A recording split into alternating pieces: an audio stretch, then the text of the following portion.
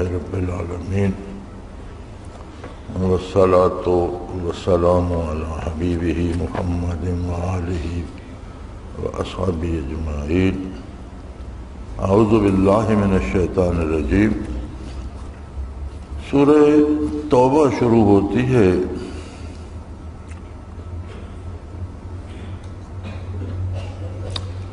قولہ تعالی واکثرهم فاسقون اشتروا بآیات اللہ ثمنا قلیلا۔ ان میں زیادہ آدمی شریر ہیں، انہوں نے احکام الہیہ کے عوض متاع ناپائیدار کو اختیار کر رکھا ہے۔ اس سے دلالت ہے کہ اتباع شہوات میلان الی اللذات سبب ہو جاتا ہے فسق و فجور کا۔ آیہ کریمہ کا مفہوم یہ ہے کہ ان میں سے اکثر لوگ فاسق ہیں، بدکار ہیں۔ آگے اس کی وجہ ارشاد فرمایا اشتروا بآیات اللہ ثمنا قلیلا، کہ اللہ کے احکام کو دنیا کی دولت پر فروخت کر دیتے ہیں، یعنی پیسے لے کر غلط مسائل بتاتے ہیں، حرام کو حلال کہہ دیتے ہیں، حلال کو حرام، جیسا کوئی فتویٰ لینا چاہے ویسا دے دیتے ہیں۔ یہ عادت علماء یہود کی تھی، آج بھی اگر کوئی اس طرح کرے تو ان کی پیروی کر رہا ہے۔ تو فرماتے ہیں سلوک کا مسئلہ اس میں سے یہ نکلتا ہے کہ اتباع شہوات اور میلان الی اللذات، خواہشات نفس کی پیروی اور دنیاوی لذتوں پر فریفتہ ہونا جو ہے یہ گناہ میں مبتلا کر دیتا ہے۔ ایک آدمی کھانے پینے میں، لین دین میں خواہشات نفس کی پیروی کرنے لگ جاتا ہے، جائز ناجائز مال لے لیتا ہے، حرام حلال کھا لیتا ہے، تو فرمایا یہ صرف اس پہ پھر نہیں رکتا کہ وہ لیا جو تھا وہ حرام تھا یا جو کھایا وہ حرام یا ناجائز تھا، یہ پھر آگے پوری زندگی کو گناہوں میں آلودہ کر دیتا ہے۔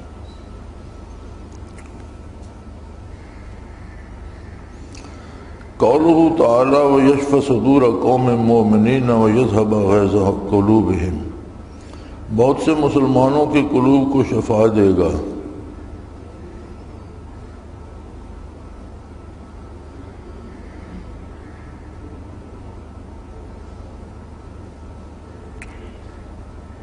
یشف صدور قوم مومنین، شفا دے گا مومنین کے دلوں کو، سینوں کو، اور وہ شفا کیا ہوگی؟ یذہب غیظ قلوبہم، ان کے دلوں سے غصے کو ختم کر دے گا۔ اس غصے سے مراد ناروا غصہ ہے۔ اس غیظ سے مراد وہ غیظ ہے جو اپنی انا کے لیے آئے یا اپنی ذات کے لیے آئے یا ناجائز امور کے لیے آئے۔ جائز امور کے لیے غصہ کرنا وہ تو اشداء علی الکفار، کفر کے مقابلے میں سخت ہوتے ہیں۔ تو وصف تو انسانی جو ہیں وہ رہتے ہیں، اوصاف جو تخلیقی ہیں جو پیدا کیے گئے ہیں وہ رہتے ہیں، ختم نہیں ہوتے۔ ختم ہونے سے مراد یہ ہے کہ وہ مغلوب ہو جاتے ہیں۔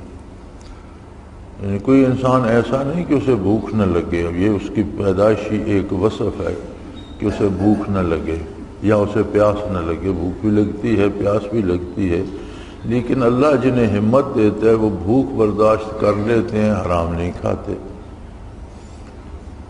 یا روزہ دار، اب گرمیوں میں روزے آ رہے ہیں اور سخت گرمیوں میں بھی رمضان دیکھا ہے ہم نے، تو شدید گرمی میں بھی روزہ رکھتے تھے، اور آج کل تو زمانہ بہت آگے نکل گیا اور ہر چیز مشینی ہو گئی ہے۔ جب ہاتھوں سے کام کاج کیے جاتے تھے تو کاشتکار بیچارے ہلوں کا موسم ہوتا تو ہل چلاتے، فصلوں کا موسم ہوتا تو فصلیں کاٹتے، بیجتے، سارے کام بھی کرتے اور دن بھر روزہ بھی رکھتے تھے، تو پیاس بھی شدت سے لگتی تھی لیکن برداشت کرتے تھے۔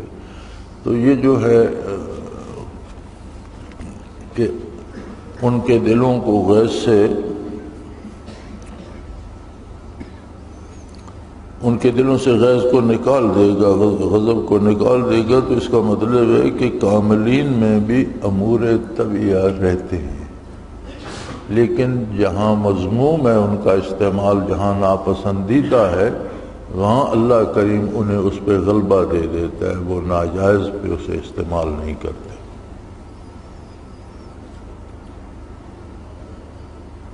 قولہ تعالی ولما یعلم اللہ الذین جاہدوا،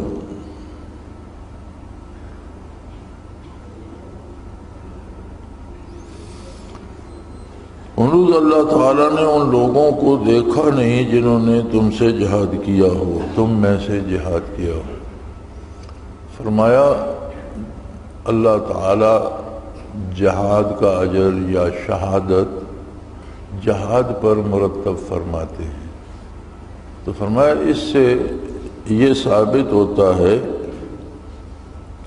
کہ ثمرات کے لیے سنت الہیہ یہ ہے کہ مجاہدہ شرط ہے، مجاہدہ کیا جاتا ہے تو اس پر ثمرات مرتب ہوتے ہیں۔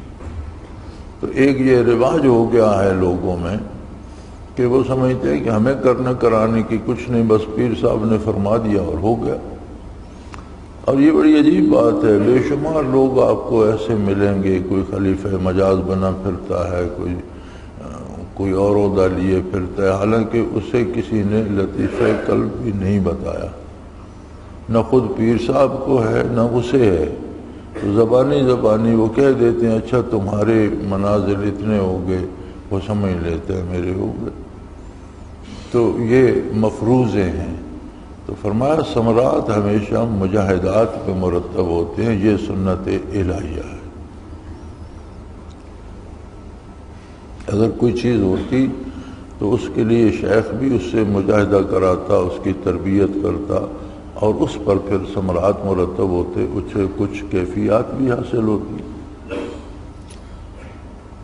قولہ تعالی یا ایھا الذین آمنوا لا تتخذوا آباءکم الی قولہ فتربصوا حتی یأتی اللہ بامرہ، اے ایمان والو اپنے باپوں اور بھائیوں کو رفیق مت بنو اگر لوگ کفر کو مقابلہ ایمان کے عزیز رکھیں، اور جو شخص تم میں سے ان کے ساتھ رفاقت رکھے گا سو ایسے لوگ بڑے نافرمان ہیں۔ آپ کہہ دیجئے کہ تمہارے باپ اور تمہارے بیٹے اور تمہارے بھائی اور تمہاری بیویاں اور تمہارا کنبہ اور وہ مال جو تم نے کمائے ہیں، تجارت جس نکاسی نہ ہونے کا تم کو اندیشہ ہو، وہ گھر جو تم کو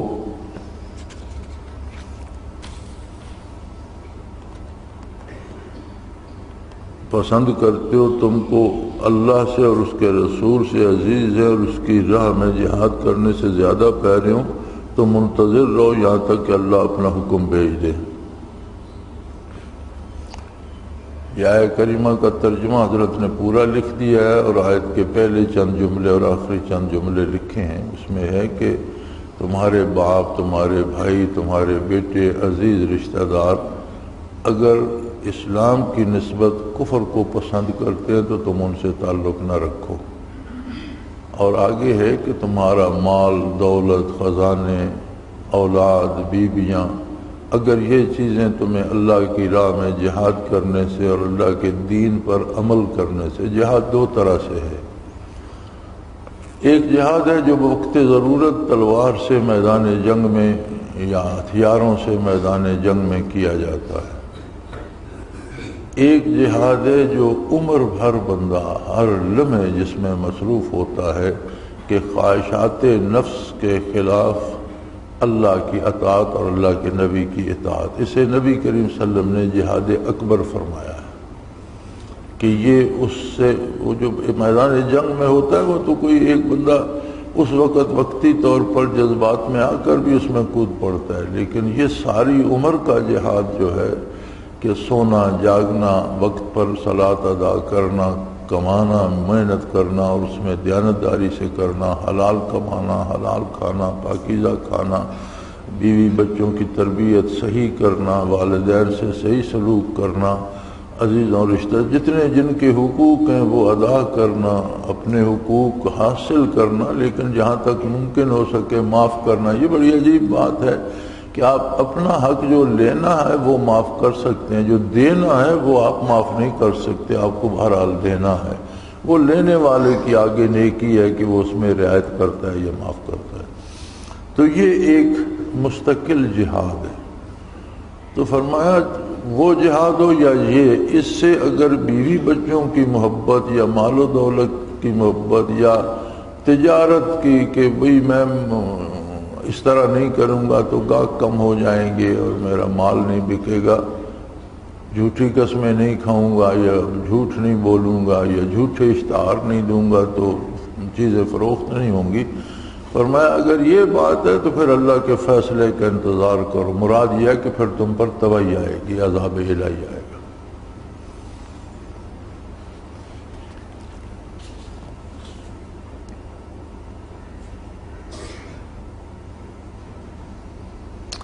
اذا اعجبتکم کثرتکم فلم تغن عنکم شیئا الی قولی ثم انزل اللہ سکینۃ علی رسولہ وعلی المؤمنین۔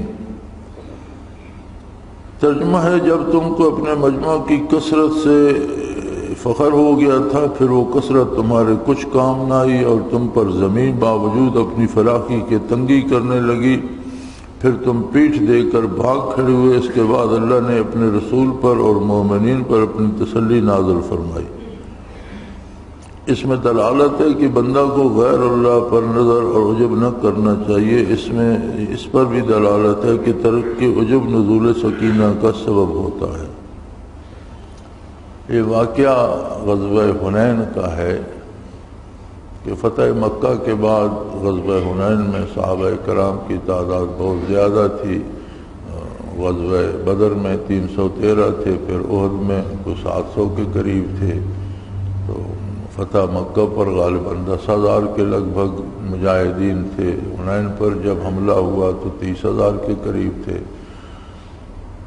تو کچھ لوگوں کے دلوں میں یہ خیال آیا کہ اب تو بہت تھوڑے تھے تو فتح ہو جاتی تھی، تو اب تو الحمدللہ ہماری اتنی بڑی تعداد ہے ہم طے کر لیں گے، لیکن بہت سخت مقابلہ کرنا پڑا، اور اتنا سخت مقابلہ کرنا پڑا کہ صحابہ کا لشکر تتر بتر ہو گیا، اور نبی کریم صلی اللہ علیہ وسلم کے ساتھ چند اکابر صحابہ رہ گئے، سارا لشکر تتر بتر ہو گیا۔ اور اس حال میں حضور یہ شعر آپ کی زبان پر تھا، آن النبی لا کذب آن ابن عبد المطلب۔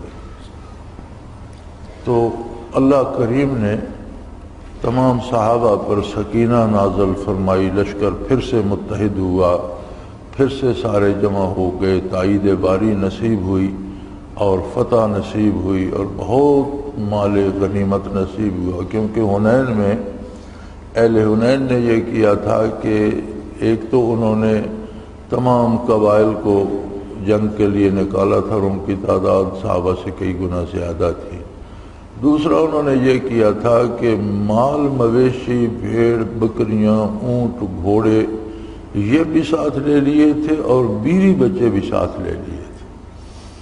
تو ہر آدمی جو لشکر میں تھا اس کے بیوی بچے بھی ساتھ تھے، ان کے مال مواشی بھی ساتھ تھے۔ تو یہ انہوں نے اس لیے کیے تھا کہ کوئی بھاگنے کا نہ سوچے، بھاگے گا تو خود بھاگے گا، پھر اس کا سارا مال بھی رہ جائے گا، بیوی بچے بھی رہ جائیں گے۔ تو یہ اہل حنین نے یہ حربہ اختیار کیا تھا، تعداد بھی ان کی زیادہ تھی، لڑے بھی بڑی جنگ، بہت سخت جنگ ہوئی، حتیٰ کہ لشکر اسلامی تتر بتر ہو گیا۔ اسی کو قرآن کریم نے کہا کہ تم تو بھاگ کھڑے ہو گئے، یعنی تم تو اس اپنی ترتیب جو نبی کریم صلی اللہ علیہ وسلم نے بنوائی تھی، جو صف بندی کی تھی، وہ بھی تمہاری بکھر گئی۔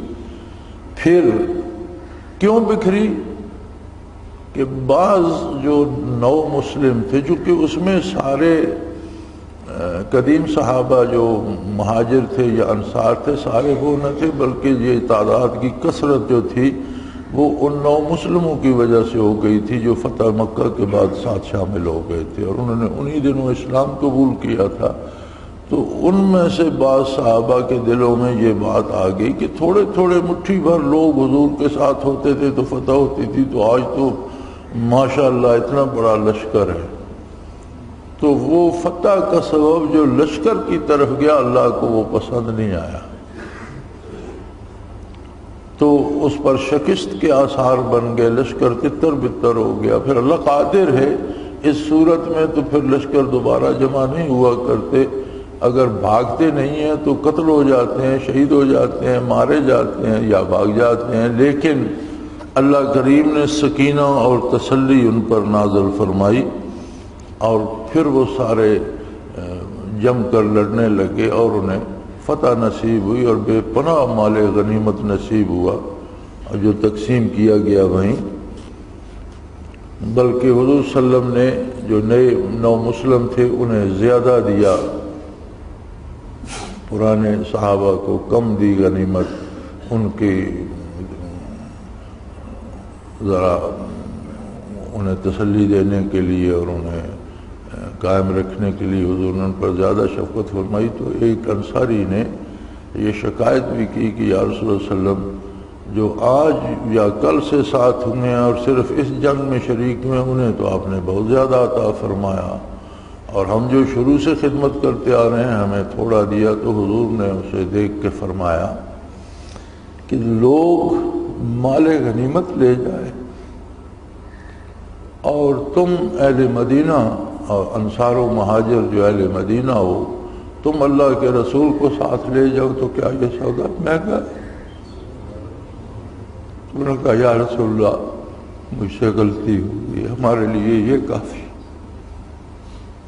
تو اس میں سلوک کا مسئلہ حضرت اخذ کرتے ہیں کہ سالک کو غیر اللہ پر نظر عجب نہ کرنا چاہیے۔ سالک کو یہ زیب نہیں دیتا کہ وہ سمجھے فلاں حاکم سے میرا تعلق ہے تو وہ میرے کام کرا دے گا یا میرے پاس اتنے پیسے جمع ہو گئے، یعنی کوئی بھی دنیاوی سبب جو ہے اس پر فخر کرنا سالک کو زیب نہیں دیتا۔ اسے اللہ کی عطا سمجھنا، اللہ کا شکر ادا کرنا ایک اور بات ہے، لیکن اسے اپنے لیے آسانیوں کا باعث سمجھ لینا اور اس پر فخر کرنا یا اترانا یہ درست نہیں ہے۔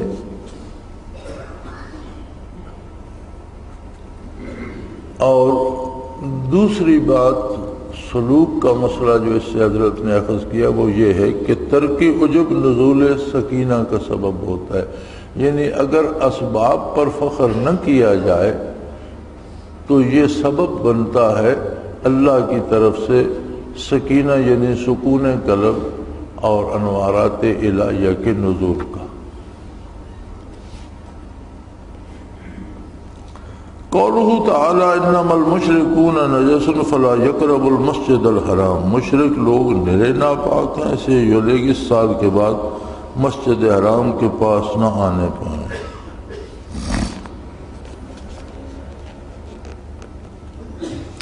فرماتے ہیں اس پر قیاس کر کے یہ مفہوم ہوتا ہے کہ جو شخص میں میلان الی غیر اللہ کی گندگی ہو حضرت کے لائق نہیں، اور آیت میں جیسے اختلاط مشرکوں سے ممانعت ہے اس پر قیاس کیا جائے کہ اہل دنیا اور منکرین صوفیہ کی صحبت بھی مضر ہے۔ فرماتے ہیں اس آیہ کریمہ میں اللہ نے جس طرح منع کیا ہے کہ مشرک سخت ناپاک ہیں، آئندہ اس سال کے بعد وہ مسجد حرم میں نہ آئیں، مسجد حرام میں نہ آئیں، بیت اللہ شریف میں داخل نہ ہوں، منع کر دیا گیا۔ اور یہ اعلان ایک حج پر کیا گیا، نبی کریم صلی اللہ علیہ وسلم نے سیدنا ابو بکر صدیق رضی اللہ عنہ کو بھیجا حج پڑھانے کے لیے اور یہ اعلان کرنے کے لیے، پھر بعد میں حضرت علی کرم اللہ وجہ الکریم کو بھی بھیجا۔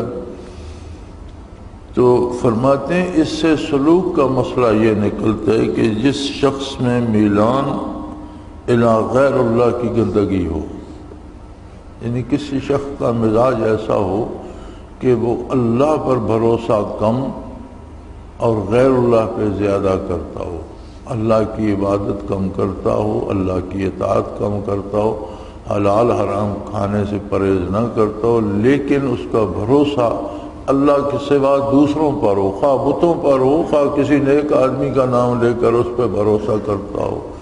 جیسے ایک زمانہ تھا، اب تو شاید ساری تکنیکیں بدل گئی ہوں گی، یہ چور اور ڈاکو بھی 11ویں شریف مانا کرتے تھے کہ ڈاکے سے جو حاصل ہوگا نا اس میں سے 11ویں شریف کا حصہ دیں گے سیدنا شیخ عبد القادر کے نام کا، تو اس سے انہیں امید ہوتی تھی کہ ڈاکہ بھی کامیاب ہوگا اور پولیس بھی نہیں پکڑے گی۔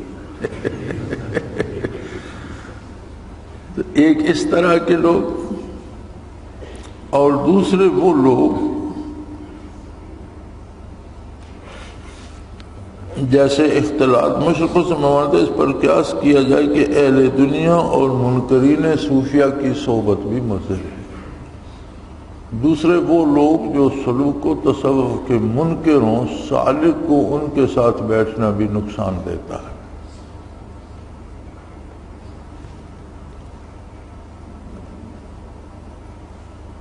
یہ بالکل اس طرح ہوتا ہے کہ ہر فعل کی ایک صورت وجود میں آتی ہے جو آج تو ہمیں نظر نہیں آتی، لیکن مرنے پہ جب آنکھ بند ہوتی ہے تو آنکھ کھل جاتی ہے۔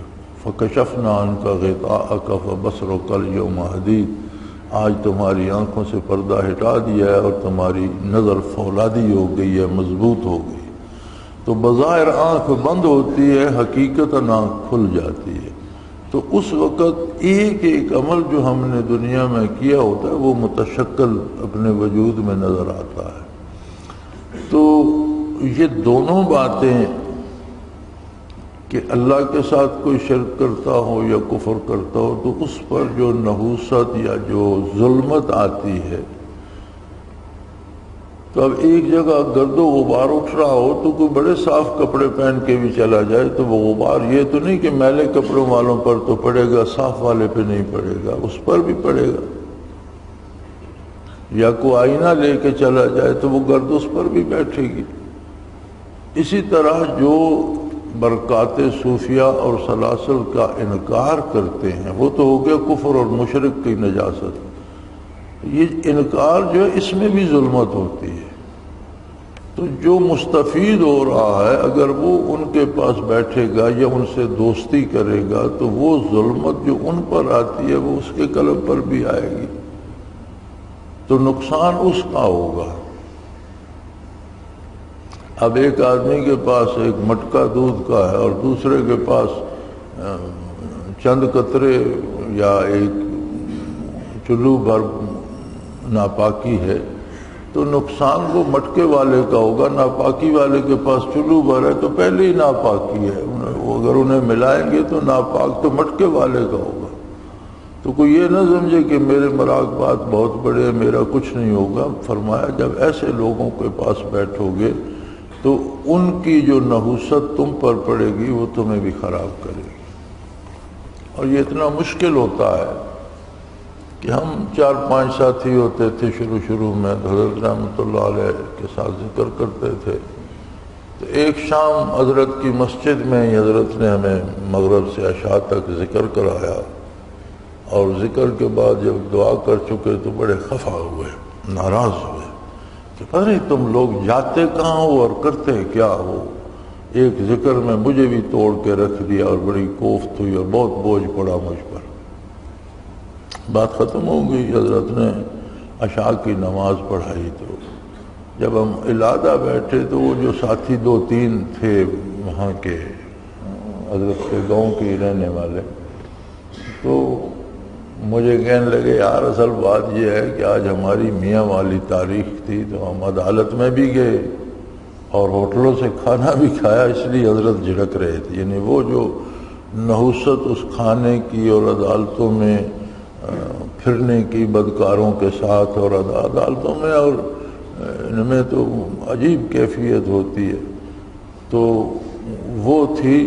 تو حضرت کو بھی تکلیف ہوئی اور حضرت ہمیں جھاڑ رہے تھے، تو میں نے حضرت کو بتا دیا، حضرت اور ناراض ہوئی، پھر وہ مجھ سے لڑے کہ تم نے حضرت کو کیوں بتایا؟ میں نے کہا تم نے مجھے کیوں بتایا؟ تو مجھے نہ بتاتے حضرت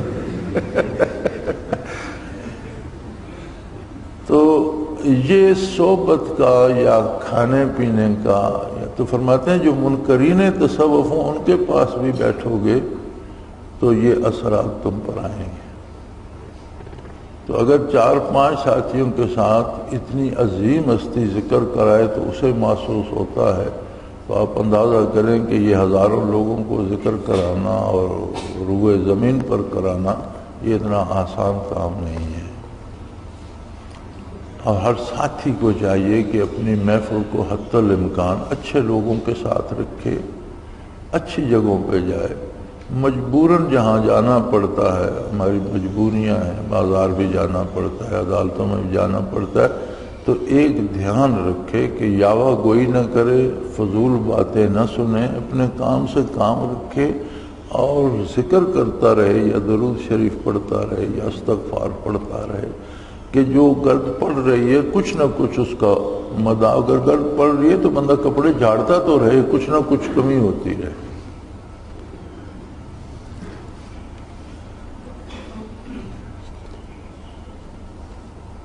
وَإِنْ خِفْتُمْ عَيْلَةً فَسَوْفَ يُغْنِيكُمُ اللَّهُ مِنْ فَضْلِهِ إِنْ شَاءَ، اگر تم کو مفلسی کا اندیشہ آئے تو اللہ تم کو اپنے فضل سے محتاج نہ رکھے گا۔ اس میں دلالت ہے کہ مصلحت دینیہ کی تکمیل مصلحت دینیہ میں مانع نہ ہونا چاہیے۔ اگر مزاحم ہو تو توکل سے علاج کرنا چاہیے۔ یہ اللہ کی راہ کے خرچ کرنے کے بارے میں جہاں حکم ہے وہاں یہ آیت کریمہ آتی ہے کہ شیطان تمہیں یہ ڈراتا ہے کہ زکوٰۃ دو گے تو مفلس ہو جاؤ گے، اتنا پیسہ چلا جائے گا۔ تو اللہ دینے والا ہے، اللہ کی اطاعت میں خرچ کرو گے تو اللہ تمہاری مفلسی دور کر دے گا، تمہیں مفلس نہیں کرے گا۔ فرماتے ہیں سلوک کا مسئلہ اس میں اور تصوف کا یہ ہے کہ جہاں دینی مصلحت ہو، وہاں ضرورت ہو پیسے کی تو ضرور خرچ کرے اور اللہ پر بھروسہ کرے کہ یہ ضائع نہیں ہوگا، اللہ مجھے دے دے گا۔ تو ایک عجیب بات جو اکثر علماء نے لکھی ہے حج کے بارے میں، حاجیوں کے بارے لکھی ہے۔ یاد رکھیں دو طرح کے لوگ ہیں، ایک اللہ کے بندے وہ ہیں جو حج کے لیے بیت اللہ جاتے ہیں، حج کرتے ہیں اور واپس آتے ہیں۔ یہ وہ لوگ ہیں جو ارکان حج سمجھ کر جاتے ہیں، خلوص سے نیت لے کر جاتے ہیں، ہر وقت کا ہر رکن پورا کرتے ہیں اور اللہ کا شکر ادا کرتے ہیں اور واپس۔ اکثریت وہ ہوتی ہے جو کہتے ہیں چلو حج بھی ہو جائے گا، سیر سپاٹا بھی ہو جائے گا۔ وہاں جا کر بھی دیکھا بھی گیا ہے کہ بعض تو سرے سے نماز ہی نہیں پڑھتے، وہاں رہتے پھرتے گھومتے، اور بعض ایسے بھی ہیں جو کبھی کوئی منا گیا نہ گیا، عرفات گیا نہ گیا۔ اچھا جو جاتے بھی ہیں تو وہ ایک دن پہلے جا کر منا میں بیٹھ گئے کہ اچھی جگہ خیمہ لگا لیں گے، وہاں سے ایک دن پہلے جا کے عرفات میں، یعنی مقصد حج یا احکام حج کی پیروی نہیں ہوتا، سیر سپاٹا ہوتا ہے، یہ اکثریت ہوتی ہے۔ تو اس ضمن میں ایک بات وہ ضمناً آ گئی، مفسرین نے نقل فرمایا، تو میں نے اسرار التنزیل میں یہ لکھ دیا کہ حاجی جو کنکریاں شیطانوں کو مارتے ہیں 3 دن، تو وہ کنکریاں فرشتے اٹھا لیتے اور میدان حشر میں انہیں کام آئیں گی، ان کے اعمال میں نیکیوں میں تولی جائیں گی۔ تو ہمارے ایک دوست ہوتے تھے، بہت بڑے فاضل تھے، ہنگو میں ان کا مدرسہ تھا، ساتھی تھے حلقے کے، بہت نیک تھے، بہت بڑے عالم بھی تھے۔ تو میرے ساتھ ان کی بے تکلفی بھی تھی۔ انہوں نے مطالعہ کرتے ہوئے جب وہ چیز پڑھی تو مجھے خط لکھا کہ حضرت میں اہلیہ سمیت گیا ہوا تھا اس پچھلے سال حج پر، تو میں نے تو دیکھا کہ رات کو کنکریاں وہ سعودیہ کے جو ٹرک ہیں وہ اٹھا رہے ہیں، اور آپ نے لکھ دیا فرشتے اٹھاتے۔ تو میں نے انہیں لکھا کہ آپ ذرا غور فرمائیں، میں نے لکھا ہے حاجیوں کی کنکریاں فرشتے اٹھاتے ہیں، سیر سپاٹے والوں کی سعودیہ کے ٹرک کی اٹھائیں گے۔ جو محض پکنک منانے جاتے ہیں ان کی تو وہ سعودیہ کے ٹرک کی اٹھائیں گے، حاجیوں کی کنکریاں فرشتے اٹھا لیتے ہیں۔ یہ حضور کا ارشاد ہے اور یہ سچ۔ خیر ایک علمی لطیفہ تھا، انہوں نے بھی محض چھیڑنے کے لیے لکھ دیا، تو میں نے انہیں یہ جواب دیا۔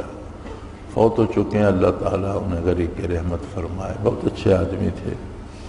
تو علماء نے لکھا ہے کہ حج کے لیے اگر بندہ مشقت کر کے قرض لے کر بھی جائے تو آج تک کسی حاجی کو حج کی وجہ سے مقروض نہیں دیکھا گیا، اس کی واپسی تک اللہ ایسے اسباب پیدا کر دیتے ہیں کہ اس کا قرض اتر جاتا۔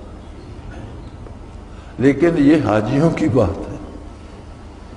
تو اس میں بھی سلوک کا مسئلہ انہوں نے یہ نکالا اس آیت کریمہ سے کہ جہاں دینی مصلحت ہو، دینی ضرورت ہو، وہاں خرچ کرنا چاہیے، اور اس بات سے نہیں ڈرنا چاہیے کہ یہ پیسے خرچ ہو جائیں گے پھر کہاں سے، پھر اللہ دے گا، وہ کارساز ہے۔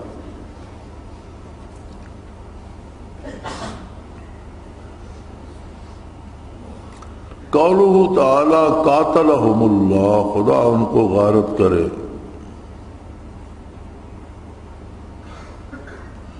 یہ بد دعا ہے ہلاکت کی، اور اس میں دلالت ہے کہ مستحق کو بد دعا کرنا حسن خلق کے منافی نہیں. فرماتے ہیں اللہ نے بھی فرمایا قرآن میں بھی، قاتل اللہ انہیں تباہ کر دے. تو اس کا مطلب یہ ہے کہ جو مستحق بد دعا کا ہو اس کے لیے بد دعا کرنا یہ حسن خلق کے منافی نہیں. اب مستحق بد دعا کا کون ہوگا؟ بنیادی بات یہ ہے کہ جس بندے سے، پہلی بات یہ ہے کہ جس سے اللہ کے دین کی توہین ہوتی ہو یا دین کو خطرہ ہو، دین کے خلاف بدعات یا رسومات جاری کرے گا یا احکام دین کے خلاف دے گا، وہ مستحق ہے بد دعا کا، اور اس کے لیے بد دعا کرنا حسن خلق کے منافی. دوسرا درجہ اس کا یہ ہے کہ اللہ کی مخلوق کو اس سے نقصان کا اندیشہ ہو. تو دونوں صورتوں میں یہ نہیں کہ آپ کسی سے ذاتی طور پر محض کسی بات پر بگڑ گئے، خواہ غلطی آپ کی تھی وہ سچ پر تھا، آپ ناراض ہو گئے تو آپ بال کھول کر بد دعائیں دینے بیٹھ جائیں، یہ درست نہیں. مستحق کے بد دعا ہو. بد دعا کا مستحق سب سے پہلے وہ ہوتا ہے جس سے اللہ کے دین کو نقصان ہو رہا ہو، اور دوسرے درجے میں وہ ہے جس سے اللہ کی مخلوق کو ایذا پہنچ رہی. اور جن سے دین کا بھی نقصان ہوتا ہو اور مخلوق کو بھی ایذا پہنچ رہی ہو، ان کا تو پھر کیا کہنا.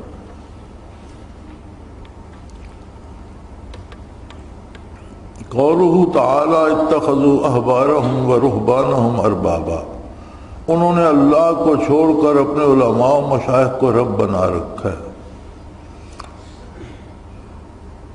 اس سے یہ مسئلہ اخذ ہوتا ہے سلوک و تصوف کا کہ احکام شرعیہ کو چھوڑ کر رسومات کی پیروی نہیں کرنا چاہیے. یہ فلاں بزرگ نے شروع کی، یہ فلاں بزرگ نے، کوئی بزرگ نہیں ہے اللہ کے احکام کے مقابلے میں. سب اللہ کے بندے ہیں اور سب کا اعلیٰ مقام بندگی اور عبودیت ہے.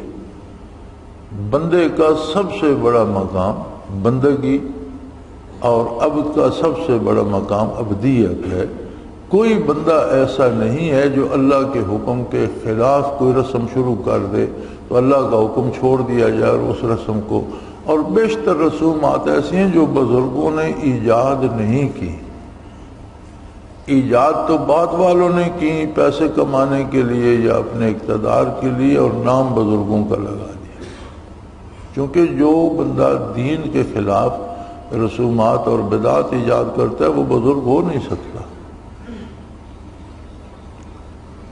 تو فرمایا کسی بڑے سے بڑا نام کسی عالم کا، کسی صوفی کا، کسی بزرگ کا لے کر کوئی ایسی رسم کرنا جس کی اصل شریعت میں نہ ہو، اس کا کوئی جواز نہیں. وہ ایسا ہی ہے جیسے اس نے اللہ کو چھوڑ دیا اور اس رسم ایجاد کرنے والے کو اپنا معبود بنا لیا. یریدون ان یطفئوا نور اللہ بافواہہم ویابی اللہ الا ان یتم نورہ. وہ لوگ یوں چاہتے ہیں کہ اللہ کے نور کو اپنے منہ سے بجھا دیں، حالانکہ اللہ تعالیٰ بدوں اس کے کہ اپنے نور کو کمال تک پہنچائے مانے گا نہیں.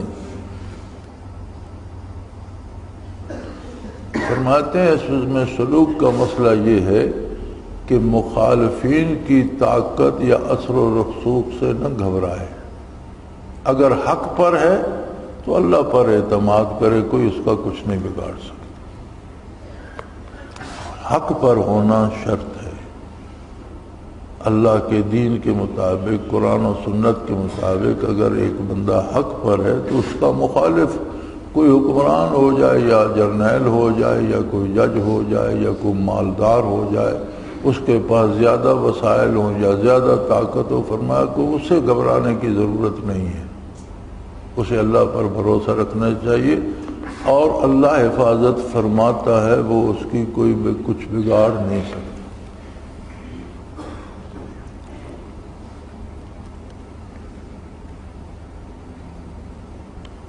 یا الذین آمنوا ان کثیرا من الاحبار والرہبان لیأکلون اموال الناس بالباطل ویصدون عن سبیل اللہ، اے ایمان والو، اکثر احبار اور رہبان لوگوں کے مال نامشروع طریقے سے کھاتے ہیں اور اللہ کی راہ سے باز رکھتے ہیں۔ فرماتے ہیں یہ حال اس شخص کا ہے جو جاہل مریدوں سے نذرانے لے لیتا ہے اور ان سے حق کو چھپاتا ہے۔ یعنی یہ سلوک کا مسئلہ اس میں یہ ہے کہ ایسے پیروں کی بات کی گئی ہے جو کسی کو نہ کوئی عقیدہ بتاتے ہیں، نہ عمل بتاتے ہیں، نہ ان کے ایمان کی اصلاح ہوتی ہے، نہ عمل کی اصلاح ہوتی ہے، ان سے نذرانے لیتے رہتے ہیں اور جنت کے وعدے کرتے رہتے ہیں، اور یوں ان کی دنیا بھی برباد ہو جاتی ہے اور آخرت بھی۔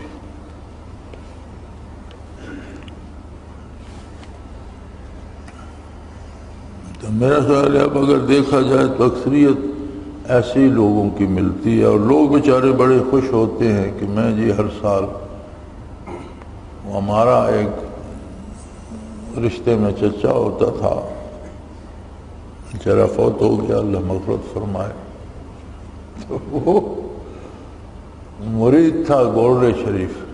پیر مہر علی شاہ خود تو بہت بڑے اپنے وقت کے بہت بڑے عالم تھے، بہت بڑا کتب خانہ تھا اور بڑے محقق تھے، اور قادیانی کے خلاف انہوں نے کام بھی بہت کیا۔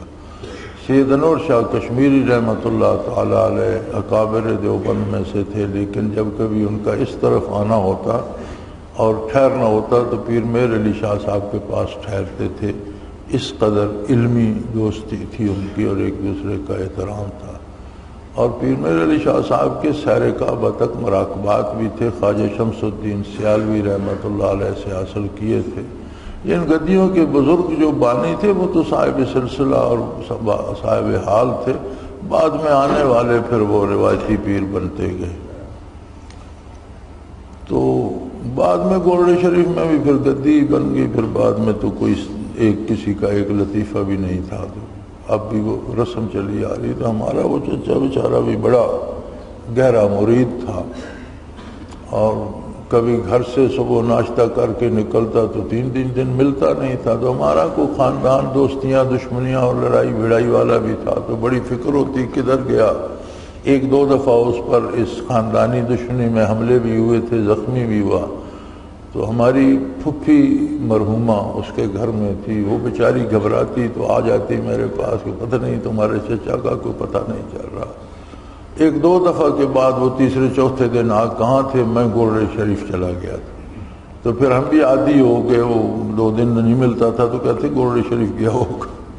یعنی اس قدر جنون تھا اسے کہ گھر سے نکلا کسی غرض سے تو پھر چلتا ہی گیا، بس میں بیٹھ گیا اور وہاں چلا گیا 2 دن 3 دن، اور تیسرے چوتھے دن آتا تو باسی روٹیاں سوکھی 2-3 لپیٹی ہوتی یا آدھی لپیٹی ہوتی۔ چچا یہ کیا، یہ تبرک لائے ہو؟ میں نے کہا یار اچھے بھلے 500-700 روپیہ خرچ کر کے تو یہ سوکھی روٹی تبرک کے نام پر اٹھا لائے ہو، خدا کے بندے اس میں 200 روپے کا فروٹی لے آتے بچوں کے کسی، اس کو کوئی کیا کرے گا۔ پھر میرے ساتھ لڑا کرتا تھا کہ تم گستاخ ہو، بزرگوں کی عزت نہیں کرتے، رونق لگی رہتی تھی۔ اسے آخر بیچارے کو شوگر ہو گئی، شوگر بڑی زیادہ تھی، اوپر سے جا کر پنڈی آپریشن کرا لیا، کوئی گردوں میں پتھری تھی یا کیا، تو ڈاکٹروں نے بڑا منع بھی کیا، اس نے زبردستی کرا لیا، بیچارہ اسی زخم سے فوت ہوا۔ وہ زخم بگڑ گیا، بالآخر اسپتال والوں نے بھی کہہ دیا جی ہمارے بس کی بات نہیں، گھر لے آئے، پٹیاں کرتے رہتے تھے اور کیا تھا، تو 1.5 بڑی تکلیف میں رہا، فوت ہو گیا۔ تو جب اسے بہت تکلیف ہوتی تھی نا تو اتنی گالی دیا کرتا تھا گدی نشینوں کو، ان کی ایسی تیسی، میں اتنے چکر لگائے، اتنے پیسے میں نے خرچ کیے، میرے کام تو یہ بھی نہیں آئے۔ اب اس غریب کی ساری محنت کا جو تھا حاصل، اسے توقع یہ تھی کہ میں روز آتا ہوں، پیسے خرچ کرتا ہوں، جب مجھ پر مصیبت آئے گی تو یہ روک دیں گے۔ یعنی امید بھی غلط تھی، اسے یہ توقع ہی نہیں تھی کہ وہاں جاؤں گا تو میری کوئی اصلاح ہوگی، اور آگے کوئی اصلاح کرنے والا بھی نہیں تھا، پیسے لینے والے ہی تھے۔ تو پھر جب وہ درد ہوتا اور وہ زخم صاف کرتے پٹی لگاتے تو اتنی بڑی گالی دیتا تھا کہ ان کی ایسی تیسی، پیسے کھا گئے اور اب ملتے بھی نہیں، اب کوئی نہیں درد کو روکتے۔ تو یہاں ان پیروں کی بات ہو رہی ہے، کثیر من الاحبار والرہبان لیأکلون اموال الناس بالباطل ویصدون عن سبیل اللہ، کہ ایک تو لوگوں کا ناجائز مال کھا جاتے ہیں اور پھر انہیں جھوٹی تسلی دیتے ہیں کہ ٹھیک ہے تم نے شرینی دے دی، تمہارا کام ہو گیا، تم بخشے جاؤ گے، حالانکہ ایسا ہوتا نہیں، یعنی انہیں دین سے بھی روک دیتے ہیں۔ یہ تسلیہ نہ دیتے تو شاید کسی سے وہ کچھ سیکھتے، کچھ کرتے، اس سے بھی روک دیتے ہیں، تو یہ بہت ظلم ہے۔ قولہ تعالی والذین یکنزون الذھب والفضہ، جو لوگ سونا اور چاندی جمع کر رکھتے ہیں، اس میں بخل کی مذمت ہے، کنجوسی کی مذمت ہے۔ بخل ہوتا ہے کہ جائز ضرورت پر بھی خرچ نہ کرنا، یہ کنجوسی ہوتی ہے، بخل ہوتا ہے۔ اور اسراف ہوتا ہے بغیر ضرورت کے خرچ کرنا، جتنی ضرورت ہے جائز حد تک وہ خرچ کرنا اعتدال اسلام ہے۔ بلا ضرورت اپنی نمائش کے لیے، خود کو بڑا بتانے کے لیے خرچ کرنا، یہ اسراف ہوتا ہے، اور جائز ضرورتوں کے لیے خرچ نہ کرنا یہ بخل ہوتا ہے۔ تو فرمایا صوفی کو دونوں سے بچنا چاہیے۔ فلا تظلموا فیہن انفسکم، سوتوں ان سب مہینوں کے بارے میں اپنا نقصان مت کرنا۔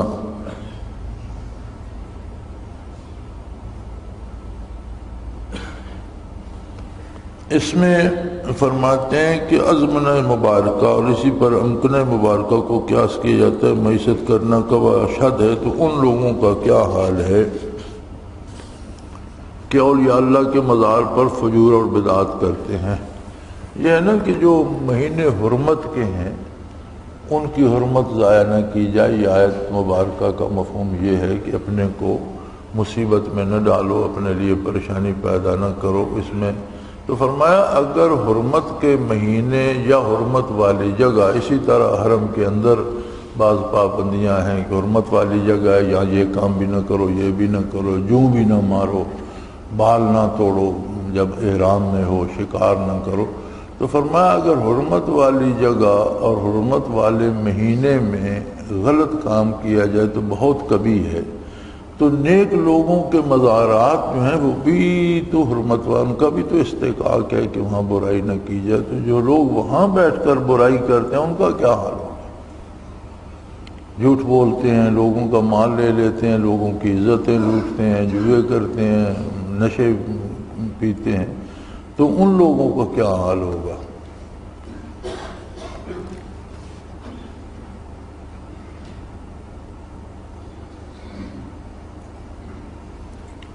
اسی طرح عرس وغیرہ جب مناتے ہیں تو اس میں جو قباحتیں کرتے ہیں، یا ناچ گانے، اچھل کود اور ڈھول ڈھمکے، تو یہ اہل اللہ کے مزارات پر حضرت فرمایا کرتے تھے کہ زندگی بھر تو انہوں نے شیطان کو پریشان کیے رکھا، اب قبر میں شیطان ان کو پریشان کر رہے اپنے چیلے چاٹے اکٹھے کر کے، کہ زندگی میں تو انہوں نے مجھے بگائے رکھا، چلو میں انہیں پریشان کرتا ہوں۔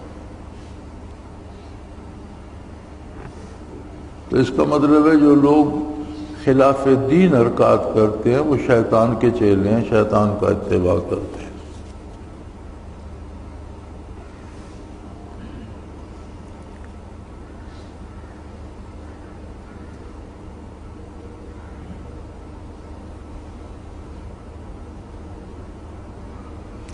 فانزل اللہ سکینت علیہ، سو اس پر اللہ تعالیٰ نے آپ پر تسلی نازل فرمائی۔ یہ ہے سیدنا ابوبکر صدیق رضی اللہ تعالیٰ عنہ کے حق میں، تو حضرت صدیق پر نزول سکینہ ہوا، قابلہ واسطہ ہو یا ضمیر ان کی طرف راجع ہو، یا بواسطہ ہو جب ضمیر حضور کی طرف راجع ہو۔ حضور صلی اللہ علیہ وسلم کی رفاقت میں تھے تو ان پر اللہ کی طرف سے سکینہ نازل ہوا، برکات نازل ہوئی، سکون نازل ہوا۔ فرماتے ہیں سالک کے لیے اس میں دلیل ہے شیخ کے ساتھ رہنے کی برکات کی، کہ شیخ کے ساتھ رہنے سے الگ برکات نصیب ہوتی ہیں، توجہ سے بھی ملتی ہیں، اس مجاہدے سے بھی ملتی ہیں، لیکن صحبت کی برکات جو ہوتی ہیں وہ بالکل الگ ہوتی ہیں، اور یہ سب سے زیادہ سیدنا ابوبکر صدیق رضی اللہ تعالی عنہ کو نصیب ہوئی۔ تو فرماتے ہیں اس کا سبب یہ تھا کہ وہ حضور کے رفیق خاص تھے، ہم وقت کے ساتھی تھے، تو وہ صحبت شیخ جو ہے اس کی اپنی برکات ہوتی ہیں، خواہ وہ چند لمحے نصیب ہو جائے تو شاید صدیوں کے مجاہدے سے زیادہ برکات ان لمحوں میں نصیب ہو جاتی۔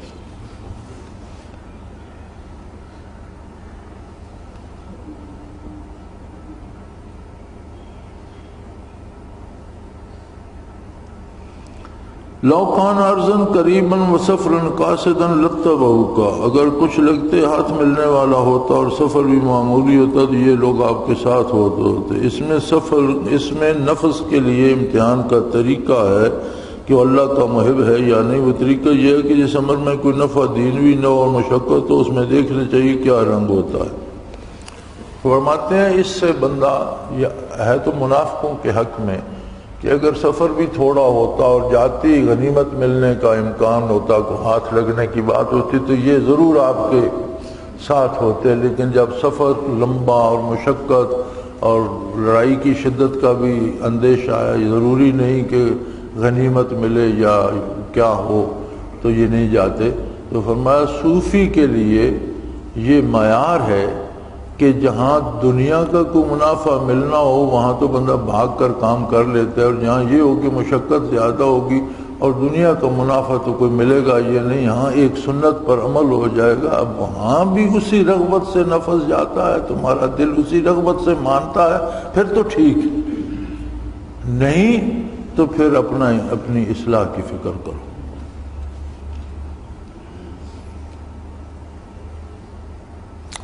قولہ تعالی وسیحلفون باللہ لو استطعنا لخرجنا معاکم، اور ابھی خدا کی قسمیں کھا جائیں گے کہ اگر ہمارے بس کی بات ہوتی تو ہم ضرور تمہارے ساتھ چلتے۔ اس طرح یعنی جس طرح منافقین مسلمانوں کو دھوکہ دیتے تھے، سالک کو اس کا نفس جھوٹے دعووں سے دھوکہ دیتا ہے اور طاعت میں باطل عذر پیش کرتا ہے، اس نفس کو یہی جواب دو کہ اللہ تعالی نے ارشاد فرمایا یہلکون انفسہم، فرمایا منافقین کہتے تھے جی حضور ہم ضرور آپ کے ہم رکاب ہوتے، جہاد میں آپ کا ساتھ دیتے، سفر میں آپ کے ساتھ ہوتے، لیکن یہ ہمارے بس سے باہر ہے، سفر لمبا ہے، بات مشکل ہے، سواری ہماری دبلی ہے، ہتھیار ہمارے پاس اچھے نہیں ہیں، بہت سی مجبوریاں، ورنہ ہم حاضر تھے۔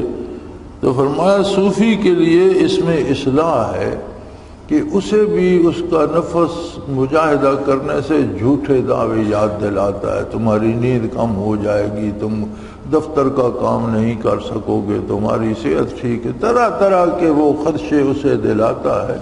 تو فرمایا کہ اس کا جواب نفس کو دے جو ان منافقین، اللہ نے ان منافقین کو جواب دیا تھا، اللہ نے فرمایا یہلکون انفسہم، اپنے آپ کو تباہ کر رہے ہیں۔ صوفی بھی نفس کو بتائے کہ مجاہدہ کرنے میں، دین پر عمل کرنے میں تجھے تکلیف ہوتی ہے تو تو خود بھی تباہ ہو رہا ہے، ساتھ مجھے بھی تباہ کرے گا۔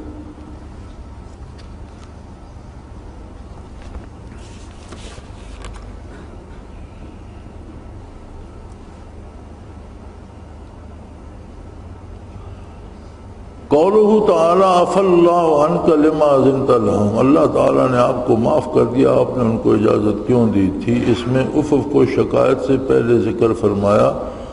حقیقت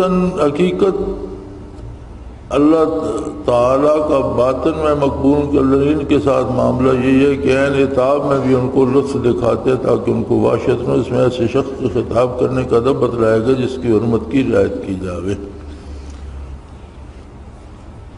فرمایا اللہ کرے حضور سے کچھ منافقین نے رخصت چاہی، ویسے وہ جنگ سے جان بچانا چاہتے تھے، حضور نے اجازت دی تھی، بعد میں آئے کریمہ نازل ہوئی، یہ تو بہانے کر رہے تھے، انہیں اجازت نہیں دینی چاہیے تھی تاکہ ان کا وہ نفاق کھل جاتا، لیکن آپ نے اجازت کیوں دی؟ لیکن اس سے پہلے فرمایا عفا اللہ عنک، اللہ کریم نے آپ کو معاف کر دیا، یعنی اس پر کوئی گرفت نہیں، اللہ کریم ناراض نہیں ہوئے، اور پھر تنبیہ فرمائی لما اذنت لهم، آپ نے اجازت کیوں دیا؟ پہلے فرمایا ہم نے آپ کو معاف کر دیا۔ تو فرماتے ہیں اس میں یہ ادب سکھایا گیا ہے صوفی کو بھی کہ کسی بھی صاحب مرتبہ، صاحب حیثیت یا بزرگ یا عالم یا شیخ سے بات کرے تو حد ادب کو ملحوظ رکھے، ایک بات۔ دوسرا مسئلہ یہ ہے کہ بزرگان دین پر یا اہل حق پر یا صاحب حال لوگوں پر اللہ کی طرف جو سختی آتی ہے اس میں بھی لطف و کرم ہوتا ہے۔ حالانکہ یہاں بات تنبیہ کی ہو رہی ہے لما اذنت لهم، آپ نے انہیں اجازت کیوں دی؟ لیکن اس سے پہلے فرمایا فلا عن کا، بخشش کی بات پہلے فرمائی، اور اس کے بعد یہ سوالیہ تنبیہ فرمائی کہ آپ کو اجازت نہیں دینی چاہیے تھی۔ تو فرمایا صاحب حال لوگوں یا بزرگوں یا اہل اللہ کے ساتھ اللہ کی طرف سے کوئی سختی آئے تو وہ بھی ترقی درجات کا سبب بنتی ہے ان کے لیے، اور اس میں بھی لطف کا پہلو ہوتا ہے۔ ایک بات یہ اس سے ظاہر ہوئی۔ دوسری بات یہ تہذیب سکھائی ہے اللہ نے کہ رسول اللہ صلی اللہ علیہ وسلم سے اگر اللہ کریم نے خود کلام فرمایا تو اس میں رعایت ان کے مقام کی رکھی کہ عفو کی بات پہلے کی اور تنبیہ کی بعد میں۔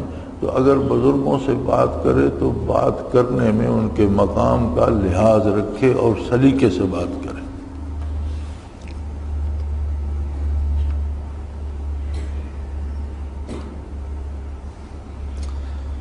لما اذنت لهم حتى يتبين لك الذين صدقوا، آپ نے ان کو اجازت کیوں دی تھی جبکہ آپ کے سامنے سچے لوگ ظاہر نہ ہو جاتے؟ اس میں شیوخ کو تعلیم ہے کہ مریدوں کے عذر قبول کرنے میں بیداری سے کام لیں، وہ عذر سچ مچ واقع کے مطابق ہے یا فضاد کی آمیزش ہے، کیونکہ بہت سے مرید دھوکہ بھی دیتے ہیں، اس کا انجام انہی کے دین کی بے انتظامی ہے۔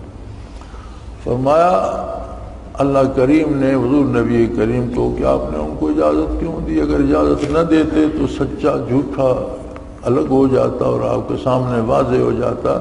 تو اس میں فرماتے ہیں سلوک کا مسئلہ یہ ہے کہ مرید بھی بعض اوقات مجاہدہ کرنے سے یا بعض دینی احکام پر عمل کرنے سے عذر تراشتے ہیں، تو شیخ کو فوراً اجازت نہیں دینی چاہیے بلکہ تحقیق کرنی چاہیے، کیونکہ فوراً اجازت دینے سے اگر اس نے غلط ملط بات بنا کر اجازت لے لی تو اس میں اس مرید کا سب کچھ تباہ ہو جائے گا۔ تو شیخ صرف سکھانے والا نہیں، شیخ کے ذمہ مریدوں کی حفاظت بھی ہے، ان کے کردار کی اصلاح کا بیان بھی کرے، ترغیب بھی دے، اور ان کے عمل پر نگاہ بھی رکھے کہ وہ اپنے آپ کو برباد نہ کرے۔ تو محض معمولی بہانوں پر اجازت نہ دیتا رہے بلکہ تحقیق کرے کہ واقعی اسے اس کی ضرورت ہے یا نہیں۔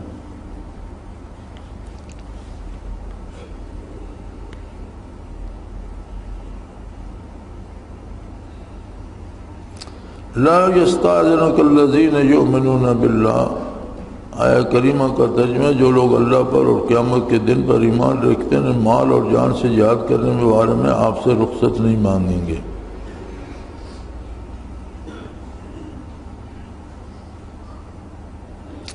تو فرماتے ہیں روح المعانی میں ہے کہ اس میں اشارہ ہے کہ مومن جب خیر کو سنتا ہے تو فوراً اس کی طرف دوڑتا ہے، اور ظاہر ہے کہ یہ حالت شوق سے پیدا ہوتی ہے، اس میں شوق کا اسباب ہے۔ فرماتے ہیں کہ آیت کریمہ کا ترجمہ یہ ہے کہ جن کا اللہ اور آخرت پر ایمان ہے وہ مال سے بھی جان سے بھی جہاد کرنے میں آپ سے رخصت نہیں مانگیں گے۔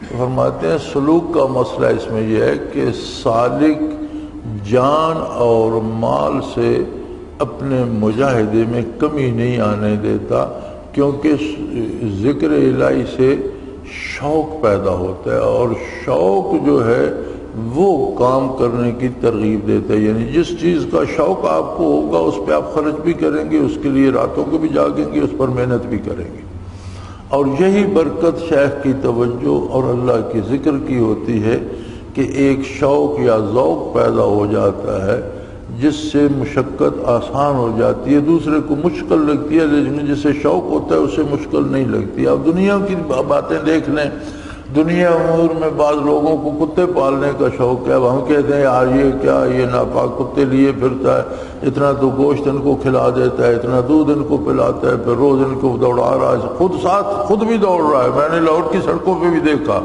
6 میل دوڑتے ہیں، کیوں بھائی؟ یہ کتے کو دوڑا رہا ہوں، کتے کو ورزش کرا رہا ہوں کتے کے لیے بندہ دوڑ رہا ہے یہ میں نے لاہور میں دیکھا ہے۔ آپ یورپ کو اور مغرب کو چھوڑ دیں، میں نے لاہور میں بھی دیکھا ہے کہ کبھی صبح ہم سویرے نکلتے تو کتا پکڑا ہوا اور ساتھ بندہ دوڑ لگائے جا رہا ہے، جی کتے کو دوڑا رہا۔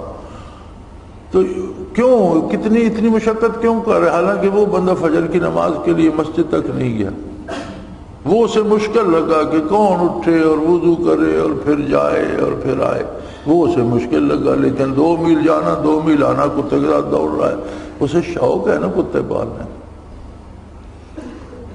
اسی طرح جس چیز کا شوق ہو جاتا ہے وہ کام اس بندے کو مشکل نہیں لگتا، دوسروں کو مشکل لگتا ہے۔ تو فرماتے ہیں کہ توجہ سے اور ذکر الہی سے شوق پیدا ہو جاتا ہے، محبت الہی پیدا ہو جاتی ہے، آخرت کو بنانے کی ایک محبت پیدا ہو جاتی ہے، مجاہدے آسان ہو جاتے ہیں۔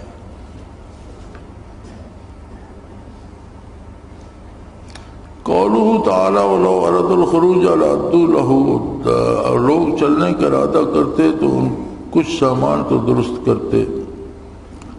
فرمایا اگر ان لوگوں کو جو اجازتیں لے رہے ہیں نہ جانے کے لیے، انہوں نے جانے کی تیاری بھی نہیں کی، ان کا ارادہ ہی نہ جانے کا تھا۔ اگر جانے کا ارادہ ہوتا تو تیاری تو کرتے، سامان وغیرہ اسلحہ سواری اکٹھا تو کرتے، پھر ادھر پیش کرتے کہ رسول اگر حکم ہو چلنے کو تیار ہوں، ورنہ یہ میری مجبوری بھی ہے، نہ تو تیاری بھی نہیں کی۔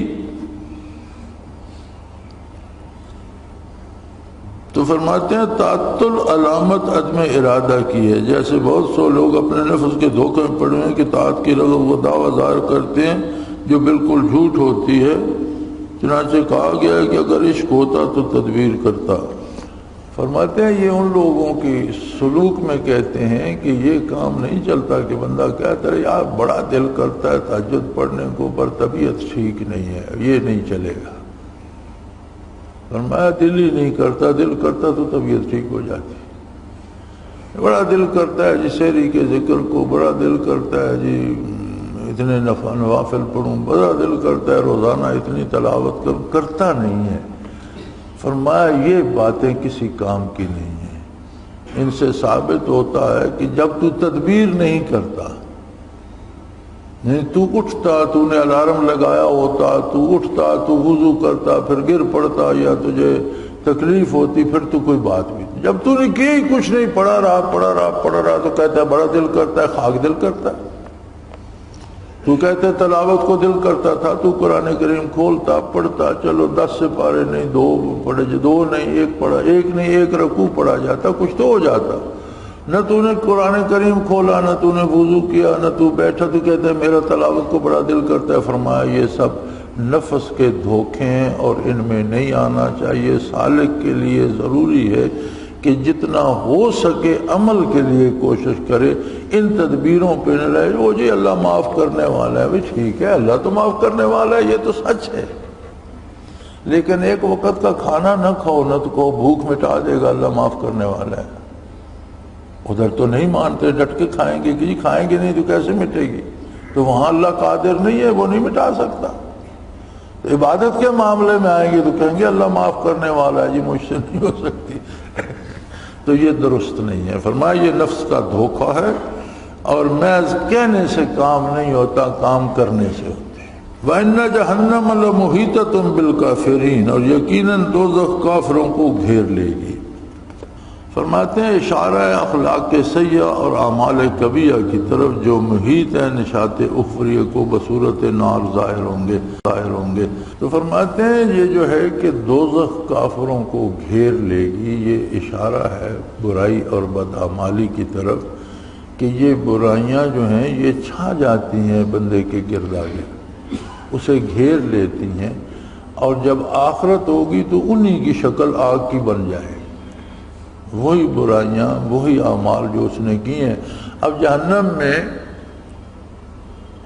اگر آپ کہتے ہیں جی 10 کروڑ بندے ہوں گے اور 10 کروڑ آگ میں پڑے ہوں گے تو 10 کروڑ قسم کی آگ محسوس کر رہے ہوں، یعنی ہر بندے کی اپنی اپنی آگ ہوگی۔ یہ کیسے ہوگا؟ یہ ایسے ہوگا کہ جیسا دنیا میں اس کا کردار تھا وہ آگ میں متشکل ہو گیا، کسی کا بہت برا تھا، کسی کا اس سے کم برا تھا، کسی کا اس سے کم تھا، کسی کا سب سے زیادہ تھا، تو اسی طرح وہی جو کردار کبیہ یعنی برائیاں اور گناہ جو ہیں وہی آگ میں تبدیل ہو جائیں گے، اور دنیا میں وہ بندے کو گھیرے ہوئے ہیں اس کے ساتھ ہیں، آخرت میں وہ آگ بن کر اسے گھیر لیں گے۔ تو فرمایا اس میں سالک کے لیے دلیل ہے کہ یہ نہ سمجھے کہ میں اللہ اللہ بڑی کرتا ہوں تو ایک چھوٹا سا گناہ کر لیا تو یہ خیر نہیں، گناہ ہے، وہ اپنا اثر چھوڑے گا، اور جتنا دامن صاف ہوتا ہے اس پہ جتنا چھوٹا سا بھی داغ لگے وہ زیادہ نمایاں ہو جاتا ہے، لہذا اللہ اللہ کرنے والوں کو ان سے زیادہ بچنا چاہیے۔ قولوا تعالیٰ منہم من یقول اذن لی ولا تفتنی، ان میں بعض ایسا شخص ہے جو کہتے ہیں مجھے اجازت دیجیے مجھے خرابی میں ڈالی، یعنی نساء روم کے فتنہ میں مجھ کو واقع ہوئی، یہ حالت نفس کی طاعت میں بہانہ کرتا ہے، اور طاعت میں ایسا خطرہ ہے جس کا اس طاعت کی خیر سے اعظم ہے۔ فرمایا بعض لوگوں نے یہ اجازت لی تھی جب رومیوں کے خلاف جنگ تھی تو انہوں نے کہا کہ جی ہمیں اجازت دیجیے، ہم اس جنگ میں نہیں، رومن عورتیں بڑی خوبصورت ہیں، ہم اس فتنے میں مبتلا ہو جائیں گے۔ فرمایا یہ محض بہانہ تھا، اور نفس اسی طرح کے بہانے تراشتا ہے اور سالک کو مجاہدے سے باز رکھنے کی کوشش کرتا ہے، یہ کرو گے تو وہ ہو جائے۔ بڑے عجیب عجیب ہوتے ہیں۔ ایک دفعہ ایک ساتھی نے مجھ سے پوچھا کہ یہ تو سانس تو گنتی کے ہیں، اس نے کسی سے پوچھا، پھر وہ مجھ سے پوچھنے آیا کہ سانس تو کہتے ہیں گنتی کے ہیں، تو ہم جو یہ اللہ اللہ میں تیز تیز سانس لیتے ہیں تو یہ تو جلدی ختم ہو جائے، اس کا مطلب ہے زندگی جلدی ختم ہو جائے۔ حیرت ہوتی ہے کہ نفس کیسے کیسے بہانے تراشتا ہے۔ تو میں نے کہا نہیں، سانس گنتی کے ہوتے ہیں لیکن جو اللہ کے نام کے ساتھ لیے جائیں ان سے ان کی گنتی بڑھ جاتی ہے۔ اور اسے میں کیا کہتا، میں نے کہا گھبراؤ نہیں، تو اللہ کا یہ حکم بھی ہے، نبی کریم صلی اللہ علیہ وسلم نے بشارت دی کہ نیکی برکت کا سبب بنتی ہے، صحت میں بھی اور عمر میں بھی۔ تو میں نے کہا یار یہ اللہ کے نام سے جو تیز تیز لیے جاتے ہیں نا یہ خرچ نہیں ہوتے بلکہ یہ 2 × 2 بڑھتے جاتے ہیں۔ تو اس طرح کے وسوسے نفس ڈالتا ہے، فرمایا اس کا لحاظ رکھنا چاہیے۔ قولوا تعالیٰ قل لن یصیبنا الا ما کتب اللہ لنا، فرما دیجئے کہ ہم پر کوئی حادثہ نہیں پڑ سکتا مگر وہ جو اللہ تعالیٰ نے ہمارے لیے مقدم کر دیا۔ اس میں مضمون مراقبہ کا ہے جو توکل کو سہل کر دے اور اس کے بعد توکل سری کا۔ فرمایا یہ فرما دیجئے کہ وہی ہوگا جو اللہ کو منظور ہوگا، اور یہ خطرے کے مقابلے میں تھا کہ جی آپ اس جنگ پہ جا رہے ہیں، وہاں کفار کے وسائل زیادہ ہیں، طاقت زیادہ ہے، یہ ہوگا وہ ہوگا، یہ عرض کی گئی تو آپ نے فرمایا وہی ہوگا جو اللہ کریم کو منظور ہوگا۔ تو ہم پر کوئی حادثہ ایسا ناگہانی نہیں پڑ سکتا جو اللہ کی منشا کے خلاف ہو، لہذا ہمیں اللہ کی اطاعت کرنی ہے، ہم ضرور جائیں گے۔ تو فرمایا نفس ایسے بہانے اور عذر کرتا ہے کہ جن کا خطرہ وہ اس کی خیر سے بڑھا کے دکھاتا ہے کہ یار ثواب تو ملے گا لیکن اس میں جان جیسے اسی کو کہہ دیا کہ سانس ختم ہو جائے گی جلدی۔ تو فرمایا اس کے ایسے بہانوں میں نہیں آنا چاہیے بلکہ ایسے بہانوں کے مقابلے میں اللہ پر بھروسے کا جواب دینا چاہیے کہ میرا بھروسہ اللہ پر ہے، اللہ جو میرے لیے کرے گا وہی میرے لیے مناسب ہے۔ وَلَا يَأْتُونَ الصَّلَاةَ إِلَّا وَهُمْ كُسَالَىٰ، وہ لوگ نماز نہیں پڑھتے مگر حارجی سے، اشارہ ہے کہ لوگ لذت عبودیت سے محروم اور مشاہدہ جمال سے معجوم ہیں۔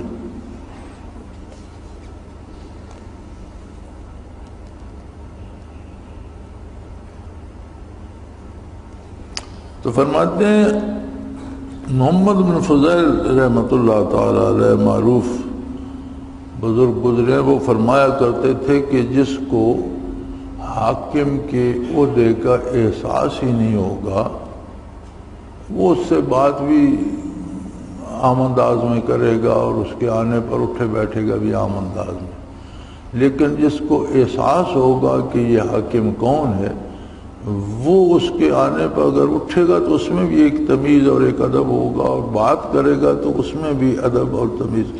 تو وہ فرماتے تھے یہی حال صلاۃ یا نماز کا ہے، جس کو عظمت الہی کا احساس ہے وہ اس طرح ادا کرتا ہے کہ میں اللہ کے حضور کھڑا، اور جس کو احساس ہی نہیں ہے وہ اپنے ڈھیلے ڈھالے سجدے کر کے دو ٹھونگے مار کے چلا جاتا۔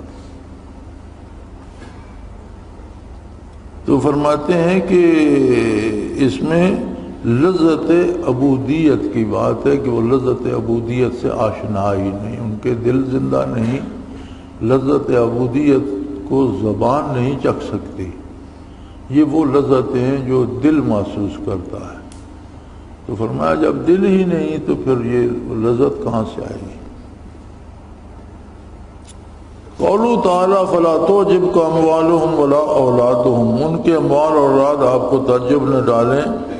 اس میں ایمان کو اس سے تعزیر ہے کہ اہل دنیا کے اموال زینت کو مستحسن نہ سمجھیں اور اس کے سبب آخرت کے عمل پر نظر کریں۔ یعنی فرمایا گیا کہ اگر کافروں کے پاس حکومت ہے، اقتدار ہے، مال و دولت ہے یا اولاد ہے تو اس پر حیران ہونے کی کوئی بات نہیں، ان کے لیے یہ سب عذاب کا سبب بنے گا اور دنیا میں بھی عذاب کا سبب بنتا ہے، اور وہ نئی سے نئی مصیبت میں پڑے رہتے ہیں۔ تو اسی طرح صوفی کو دنیا داروں کے پاس مال و دولت اقتدار دیکھ کر پریشان نہیں ہونا چاہیے، بلکہ اسے اس بات پہ قائم رہنا چاہیے کہ اللہ نے مجھے آخرت دی ہے، آخرت کی تعمیر کی توفیق دی ہے، میرا عقیدہ درست کر دیا ہے، میرا کردار صحیح کر دیا، مجھے لذت آشنائی دے دیا، اور اس سے بڑی دولت کیا ہے؟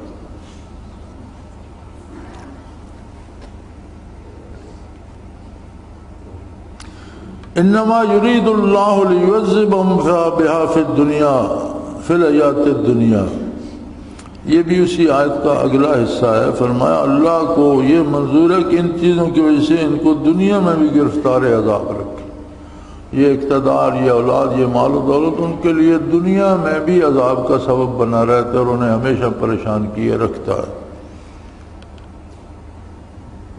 تو اس میں فرمایا تنبیہ ہے کہ محجوبین یعنی وہ لوگ جو ان کیفیات سے معروم ہیں، جن کے پاس قلبی کیفیات نہیں ہیں، اگر وہ مال و دولت بھی جمع کر لیں تو اس میں ان کو راحت نہیں ملتی بلکہ مصیبتیں ہی کھڑی ہوتی ہیں اور تکلیفوں میں اور ساری عمر پریشان ہی رہتے ہیں۔ قولوا تعالیٰ ولو انہم رضوا ما آتاہم اللہ ورسولہ، ان کے لیے بہتر ہوتا کہ اس پر راضی رہتے جو ان کو اللہ اور اس کے رسول نے دیا تھا۔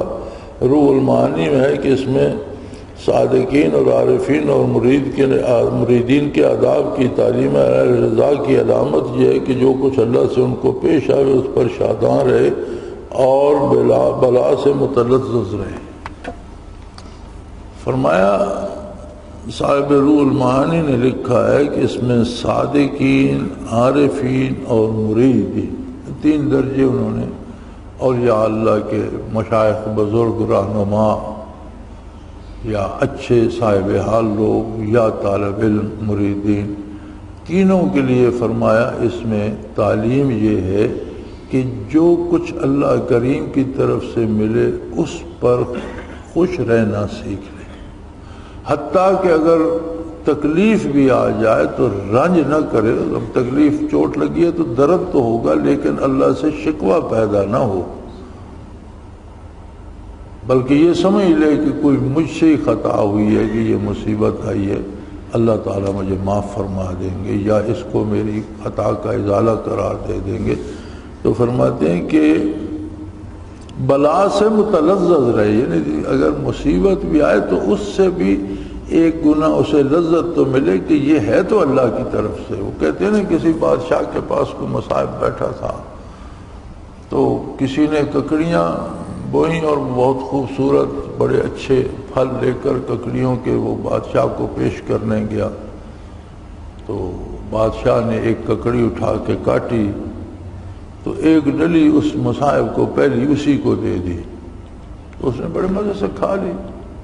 اب بادشاہ نے دوسری ڈلی کاٹی اور چکھی تو وہ سخت کڑوی تھی، تو وہ بڑا ناراض ہوا، اس نے کہا یار تم عجیب آدمی ہو، تم تو اسے کھا گئے اور یہ تو سخت کڑوی ہے، تم نے بتایا ہی نہیں، میرا بھی منہ بد ذائقہ ہو گیا، تو تم کیوں کھا گئے؟ تو اس نے کہا بادشاہ سلامت، اتنا عرصہ ہو گیا آپ کی صحبت میں بیٹھے، ہمیشہ لذیذ ترین چیزیں کھاتے رہے، اور ایک ڈلی کڑوی آ گئی تو میں شکایت کرتا، یعنی ایک مدت ہو گئی مزیدار کھانے کھاتے، اگر ککڑی کی ایک ڈلی کڑوی آ گئی تھی تو میں شکایت، مجھے تو اس سے شرم آئی، میں مزے سے کھا گیا۔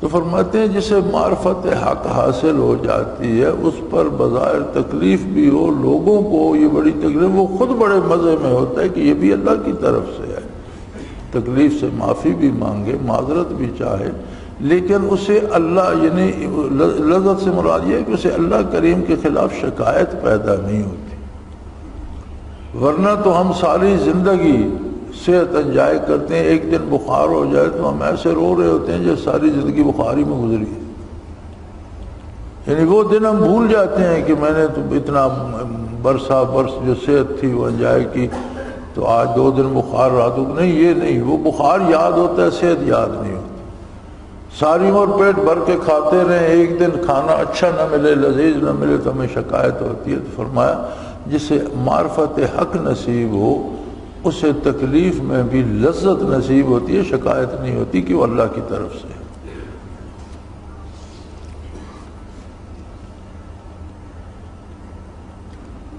قوله تعالی ومنه الذين يؤذون النبي ويقولون هو أذن قل أذن خير لكم يؤمن بالله ويؤمن للمؤمنين ورحمة للذين آمنوا منكم۔ بعض لوگ ایسے ہیں کہ نبی کو ایذائیں پہنچاتے ہیں اور کہتے ہیں کہ آپ ہر بات کان لے کر سن لیتے ہیں، آپ فرما دیجئے، نبی کان لے کر وہی بات سنتے ہیں جو تمہارے حق میں خیر ہے، وہ اللہ پر ایمان لاتے ہیں اور مومنین کا یقین کرتے ہیں، اور آپ ان لوگوں کے حال پر مہربانی فرماتے ہیں جو تم میں ایمان کا اظہار کرتے ہیں۔ اذن سے مراد ان کی یہ تھی کہ ہر جا بے جا بات قبول کر لیتے ہیں، واقعی اور غیر واقعی میں فرق نہیں کرتے۔ حق تعالیٰ نے اس کا رد فرمایا کہ آپ صرف حق بال قبول کرتے ہیں، غیر حق کو متعلق کے منہ پر رد نہیں فرماتے، اس کی وجہ یہ نہیں کہ آپ فرق نہیں کرتے، بلکہ یہ آپ کی شان رحمت کے خلاف ہے کہ کسی کو رسوا نہیں کرتے۔ اس میں حضور صلی اللہ علیہ وسلم کی شان کرم کا بیان ہے۔ کافر کہتے تھے ہوا اذن، یعنی نبی صلی اللہ علیہ وسلم تو کان ہی کان ہے، جو کوئی کہہ دیتے وہی سن لیتے ہیں اور وہی مان لیتے ہیں، اور یہ پرواہ نہیں کرتے، یہ نہیں خیال فرماتے کہ اس نے صحیح کہا یا غلط کہا۔ تو اللہ کریم نے اس کا رد فرمایا کہ میرا نبی کریم ہے، اس کے سامنے اگر منافقین کوئی بات کرتے ہیں تو وہ منہ پر ان کو رد نہیں فرماتا، تو یہ اس کی شان کریمی ہے، لیکن مانتا حق کو ہے، نہ حق کو مانتا نہیں ہے۔ تم غلط کہہ رہے ہو کہ ہر بندے کی بات مان لیتے ہیں، یہ تم غلط کہہ رہے ہو۔ میرا نبی مانتا سچی بات کو ہی ہے، لیکن کسی کی جھوٹی بات سن کر اسے سر محفل رسوا نہیں کرتا، تو یہ اس کی شان کریمی ہے۔ اور یہی حال مشائخ کرام کا بھی ہوتا ہے کہ ہم بعض اوقات اول پھول بک جاتے ہیں اور ہم سمجھتے ہیں کہ ہم نے شیخ کو تسلی کرا دیا، اسی بات پر رہے گا، ایسا ہوتا نہیں۔ اگرچہ منہ پر شیخ رد نہ کرے تو یہ وہ سنت نبوی ہے کہ بندے کو بندوں میں کسی کو رسوا نہ کیا جائے، اس کا ایک لحاظ رکھا جائے، خواہ وہ کیسا بھی ہے، لیکن ہر ایک کا اخلاق اپنا ہوتا ہے۔ اس کا اخلاق اتنا گھٹیا ہے کہ وہ شیخ کے ساتھ جھوٹ بول رہا ہے، لیکن شیخ کا اخلاق تو اتنا اعلیٰ ہونا چاہیے کہ اسے موقع پر رسوا نہ کرے، لیکن وہ بات مانی نہیں جاتی۔ ان لوگوں کو اللہ کریم حق ماننے کی توفیق دیتے ہیں، نہ حق سے بچا لیتے ہیں۔ اللہ تعالیٰ ورضوان من اللہ اکبر، اللہ تعالیٰ کی رضامندی سب سے بڑی چیز ہے۔ اس میں دلیل ہے کہ خود جنت میں جانے اور ہر قسم کی سعادت کرامت پانے کا مبدا یہی رضا ہے، نیز اشاق کا غایت مقصود یہی رضا۔ یہ بات پہلے بھی ہم نے کئی دفعہ کی ہے کہ مقصود رضا باری ہے، اور فرمایا ورضوان من اللہ اکبر، اللہ کی رضا بہت سب سے بڑی چیز ہے۔ تو فرماتے ہیں یہ جو جنت کی طلب کا حکم دیا گیا ہے یا آخرت کے ثواب اور رضا، تو یہ بھی جنت بھی مظہر ہے رضائے حق کا، یعنی اسے ملے گی جسے اللہ کی رضا نصیب ہوگی، اس لیے جنت بھی مانگنے کی چیز ہے، مقصد رضائے حق ہے اور سب سے اعلیٰ چیز اللہ کی رضا ہے۔ وَمِنْهُمْ مَنْ أَحَدَ اللَّهَ لَئِنْ آتَانَا مِنْ فَضْلِهِ لَنَصَدَّقَنَّ وَلَنَكُونَنَّ مِنَ الصَّالِحِينَ۔ بعض آدمی ایسے ہیں کہ اللہ تعالیٰ سے عہد کرتے ہیں کہ اللہ تعالیٰ ہم کو اپنے فضل سے اطاعت کرے تو ہم خوب خیرات کریں گے، نیک کام کریں گے۔ فرمایا اشارہ ہے ان لوگوں کی حالت کی طرف جن میں ذوق محبت تو ہے نہیں، اپنے نفوس کے لیے بعض مقامات کو حاصل سمجھ جاتے ہیں، پھر امتحان کے موقع پر پورے نہیں ہوتے۔ بعض لوگ یہ کہتے تھے کہ اللہ اگر مجھے دولت دے دے تو میں اللہ کی راہ میں بڑا جی کھول کر خرچ کروں گا۔ فرماتے ہیں یہ حال ان جھوٹے صوفیوں کا ہے جو مجاہدہ تو کرتے نہیں، اپنے دل میں گمان کر لیتے ہیں کہ میں اب قطب بن گیا ہوں، اب میں غوث بن گیا ہوں، یہ خود اپنے لیے تجویز کرتے رہتے ہیں۔ فرمایا اس کی کوئی اصل نہیں ہوتی۔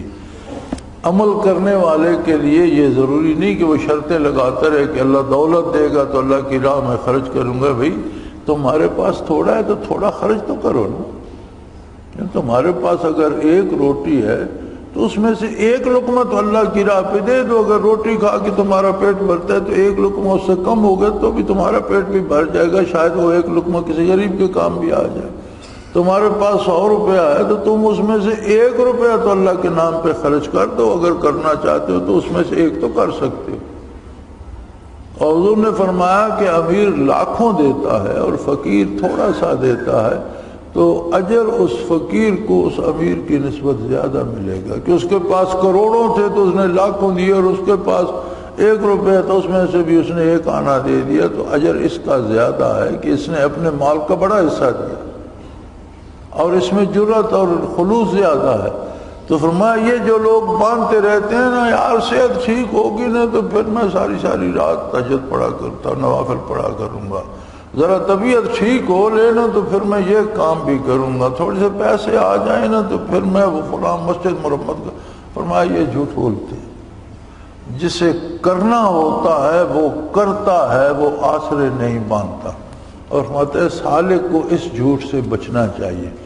جو قوت کار اللہ نے اسے دی ہے، جو طاقت اس کے وجود میں ہے، جو مال اس کے ہاتھ میں ہے، اس میں سے جتنا کر سکتے ہیں اللہ کی راہ میں خرچ۔ جب بہت دے گا تو بہت خرچ کر لے گا، دیکھی جائے گی۔ تو کیا ساری عمر فراخی نہ ملے، ساری عمر اللہ کی راہ میں خرچ ہی نہ کرے پھر؟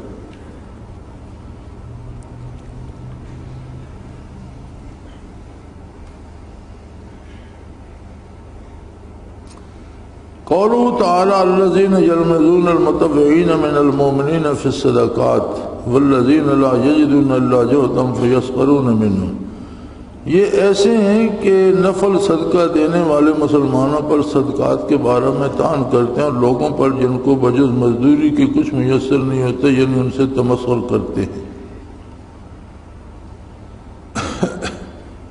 فرمایا یہ حال منکرین اولیاء کا ہے کہ ان کے ہر عمل اور ہر حال پر عیب گیری کرتے ہیں، خواہ بڑے درجے کا ہو یا چھوٹے درجے کا۔ فرمایا جس طرح منافقین مالدار صحابہ پر اعتراض کرتے تھے کہ یہ جی پیسے دے کر اپنی شہرت اور لوگوں پر دبدبہ بڑھانا چاہتے ہیں، اور غریب صحابہ جن کے پاس مزدوری کے سوا کچھ نہیں ہوتا تھا اور مشکل سے اپنی گزر بسر ہوتی، ان پر اعتراض کرتے تھے کہ جی انہیں تو توفیق ہی نہیں ہے کہ کوئی دوسرے کسی کو بھی دے دے، یعنی کسی حال پر راضی نہیں ہوتے تھے۔ فرمایا منکرین تصوف جو ہوتے ہیں وہ اہل اللہ کے ہر حال پر اسی طرح اعتراض کرتے ہیں، اس کی پرواہ نہیں کی جانی چاہیے۔ قولوا تعالی وقالوا لا تنفروا فی الحر، اور کہنے لگے تم گرمی میں مت نکلو۔ انہی منافقین کی حالت کے مشابہ ان کی بطالت کا حال یہ جو سالکین کو سلوک سے اس طرح روکتے ہیں کہ شدائد سلوک کو لذائے دینیہ کے فوت ہونے کو بیان کرتے ہیں۔ فرمایا منافقین کہتے تھے کہ جہاد پر اور اس گرمی میں فصل بھی تیار ہے، کھجوریں بھی پکی ہوئی ہیں اور تم تبوک جا رہے ہو، اور گرمی کا یہ حال ہے کہ زمین پر پاؤں نہیں رکھا جاتا۔ تو اس کے جواب میں اللہ نے فرمایا تھا النار اشد حرا، ان سے کہہ دو کہ دوزخ کی آگ اس سے کہیں زیادہ گرم ہے، کہ جو تم روک رہے ہو تمہیں وہاں جانا پڑے گا، ہم تو سورج کی دھوپ میں نکل رہے ہیں۔ تو فرمایا سالکین کو بھی جو سلوک کے قائل نہیں ہیں وہ لذات دنیا کے مقابلے میں روکتے ہیں کہ ہاں ادھر جا رہے ہیں، وہاں تو سوکھی روٹی اور دال ملے گی، مر جاؤ گے کیسے کھاؤ گے، زمین پر سونا پڑے، تمہارا دماغ خراب ہے، تمہارا پٹھا چڑھ جائے گا، تمہارا یہ ہو جائے گا، تمہیں وہ ہو جائے گا۔ تو دنیاوی لذات کا واسطہ دے کر ان کو اجتماعات سے یا ذکر سے یا شیخ کی مجلس سے روکتے ہیں۔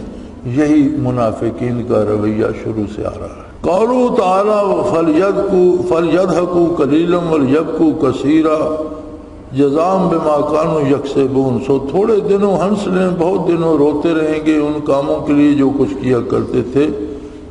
بعض نے اس کو امر کا صیغہ سمجھا، پر اس بنا پر شیوخ سے شکایت کی جاتی ہے کہ ہم کو رونا نہیں آتا، حالانکہ اس مراد سے خبر بصورت انشاء ہے، یعنی قیامت میں ان کو ہنسنا نصیب نہ ہوگا، رونا ہی پڑے گا۔ اور اس کا قرینہ یہ ہے جزاء بما كانوا یکسبون، یعنی بعض لوگوں کے فطرتاً کم روتے ہیں، تو پھر انہیں یہ شکایت ہوتی کہ حضرت مجھے تو رونا نہیں آتا۔ فرمایا یہ رونا مراد نہیں ہے کہ خام خواہ بندہ روتا ہی رہے، ہاں حضور حق نصیب ہو کر کوئی ایسی کیفیت آ جائے کہ اس میں آنسو نکلیں تو الحمدللہ، لیکن یہ ضروری نہیں کہ بات پر روتا ہی رہے اور اس آیت کو اپنے اوپر لاگو کر لے۔ فرمایا اس کا قرینہ جو ہے وہ ہے جزاء بما كانوا یکسبون، یعنی جس سے اس رونے کا تعین کیا جاتا ہے اسے قرینہ کہیں گے۔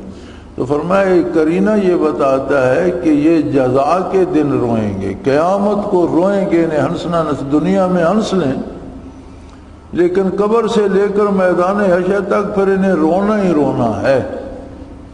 تو فرمایا یہاں سے وہ رونا مراد ہے،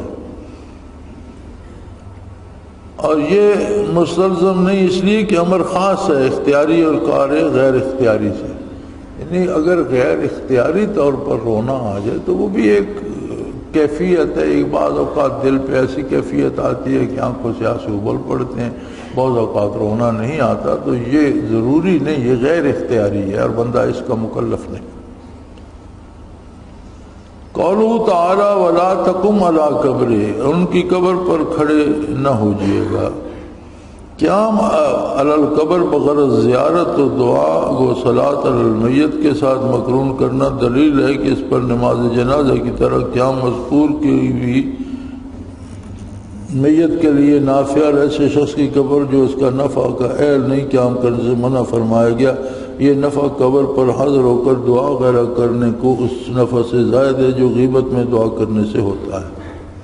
بڑا عجیب مسئلہ اس سے حضرت نے لکھا ہے کہ نبی کریم کو بعض لوگوں کی قبر پر تشریف لے جانے سے منع کر دیا گیا کہ آپ ان کا جنازہ بھی نہیں پڑھیں گے اور ان کی قبر پر بھی کھڑے نہیں ہوں گے، ولا تقم علی قبر، ان کی قبر پر بھی آپ کھڑے نہیں ہوں گے۔ تو فرماتے ہیں اس سے ثابت ہوتا ہے کہ جس طرح میت کا جنازہ پڑھا جائے تو اسے فائدہ ہوتا ہے، اسی طرح کو اللہ کا نیک بندہ اگر اس کی قبر پر کھڑا جا کر ہو جائے تو بھی اسے اس کی معیت کا فائدہ پہنچتا ہے، یا دعا کرے تو دعا کا بھی فائدہ پہنچتا ہے۔ تو فرمایا اس سے یہ ثابت ہوتا ہے کہ دور رہ کر جو میت کے لیے دعا کی جاتی ہے اس سے اگر قبر پر جا کر دعا کی جائے تو اس سے فائدہ دور کی دعا سے اس دعا کا فائدہ زیادہ ہوتا ہے۔ یہ بھی عجیب معاملات ہیں اللہ کے۔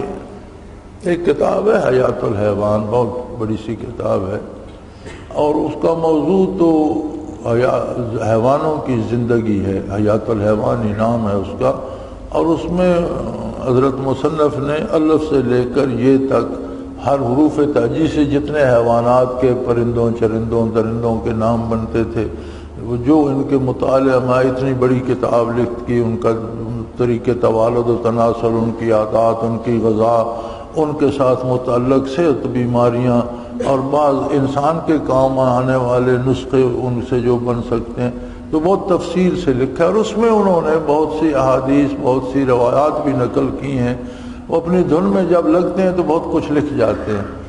تو ایک واقعہ اس میں انہوں نے لکھ دیا، میں نے اس حیات الحیوان میں پڑھا. فرماتے ہیں کہ کسی کا ایک دوست کوئی فوت ہو گیا تو وہ زیادہ باعمل نہیں تھا. یہ جو دوسرا دوست تھا یہ باعمل بھی تھا، اور وہ روز اس کی قبر پر تلاوت کرنے جاتا، بیٹھ کر تلاوت کرتا کہ وہاں بیٹھ کر تلاوت کرنے زیادہ ثواب ہوگا. تو وہ فرماتے ہیں صاحب حیات الحیوان کہ ایک دن اسے خواب میں اس دوست سے اس کی ملاقات ہے. اس نے کہا خدا کے لیے میری قبر پر تلاوت کرنا چھوڑ دے.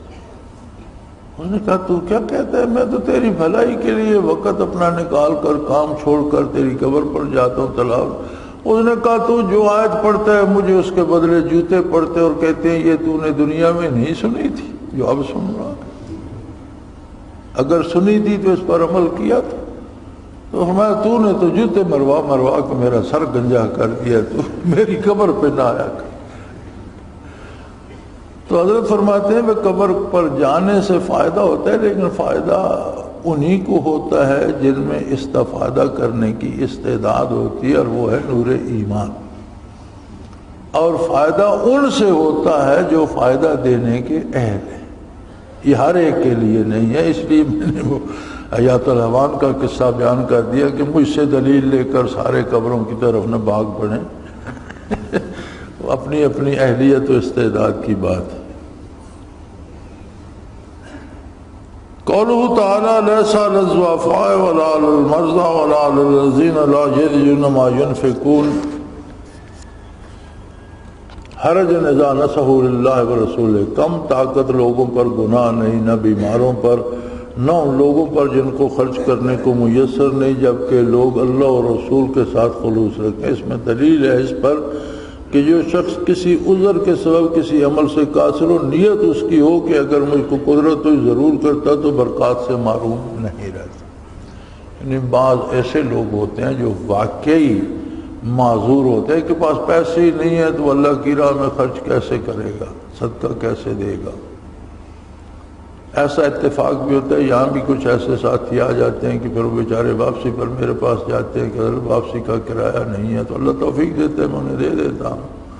یعنی یہ ضروری نہیں کہ یہاں رہتے ہیں، اللہ انہیں لنگر سے کھانا بھی دیتا ہے، پانی بھی استعمال کرتے ہیں، بجلی بھی کرتے ہیں، اللہ بھی کرتے ہیں، لیکن واقعی غریب ہوتے ہیں، پتہ نہیں کیسے یہاں پہنچے ہیں، واپسی کے لیے معذور ہیں. تو ایسے لوگ جو واقعی معذور ہوں، بہانے نہ کرتے ہوں، تو ان کی نیت میں خلوص ہو تو جس کام کا ارادہ تو کیا لیکن کر نہیں سکے، اللہ اس کا اجر بھی انہیں دے دیتا. لیکن خلوص ہو، نیت کھری ہو، اور اگر توفیق ہوتی تو وہ ضرور کرتے.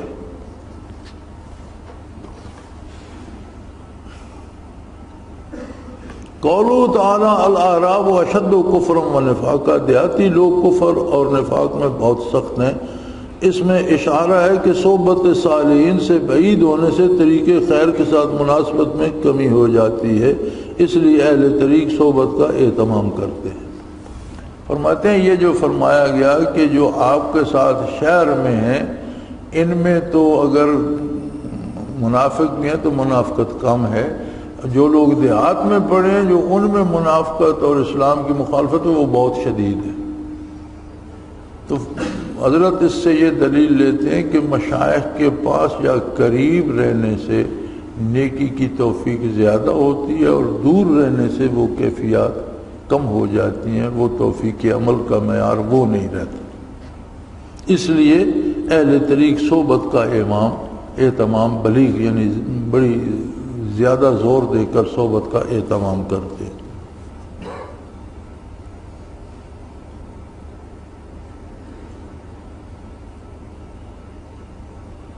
ومن اعراب میں یتخذ ما ينفق مغرما. ان دیہاتی میں بعض ایسے ہیں جو خرچ کرنا تو اس کو جرمانہ سمجھتے.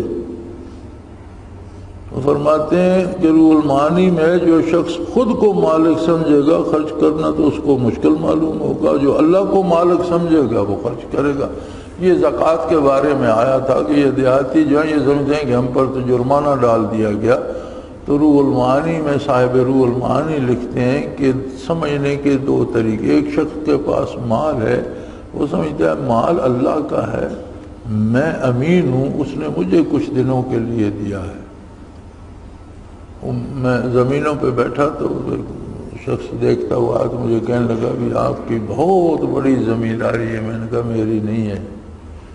ان الارض للہ یرثھا من یشاء، زمین اللہ کی ہے، جسے چاہتا ہے دے دیتا ہے۔ یہ میرے باپ دادا کے پاس نہیں تھی، اللہ نے مجھے دے دیے، کل پتہ نہیں کس کو دے دے گا، یہ میری نہیں ہے، میرے پاس امانت ہے۔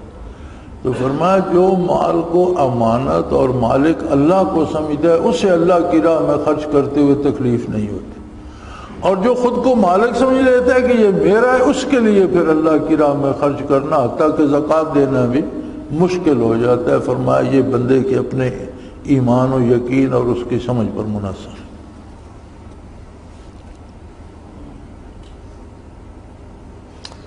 قولہ تعالی لا تعلمہم نحن نعلمہم، آپ ان کو نہیں جانتے، ہم ان کو جانتے ہیں۔ فرمایا اس پر استدلال کیا گیا ہے کہ امور خفیہ مثل اعمال، کتب وغیرہ پر مطلع ہونے کا دعویٰ نازب اور اس قسم کی آیتیں کبھی دلیل ہے اس شخص پر جو بجز صفاء و قلب اور تجرد نفس کی کشف اور اطلاع المغاد کا دعویٰ کرنے لگتے ہیں۔ اس آیت سے رسول اللہ صلی اللہ علیہ وسلم سے علم غیب کی نفی کی گئی۔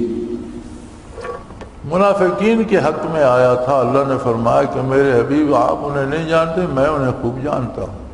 تو اللہ کریم نے کوئی فہرست تو منافقین کی شائع نہیں کی، ہاں حضور کو علم دے دیا تھا، حضور جانتے تھے منافقین، اور بعض اکابر صحابہ بھی حضور سے جان کر جانتے تھے، لیکن اس میں فرمایا علم غیب کی نفی کی گئی ہے کہ غیب صرف اللہ جانتا ہے، اور اللہ کا حبیب بھی وہ جانتا ہے جو اللہ بتا دے، وہ علم غیب نہیں ہوتا، اطلاع عن الغیب۔ اور یہ بات پہلے بہت دفعہ ہو چکی۔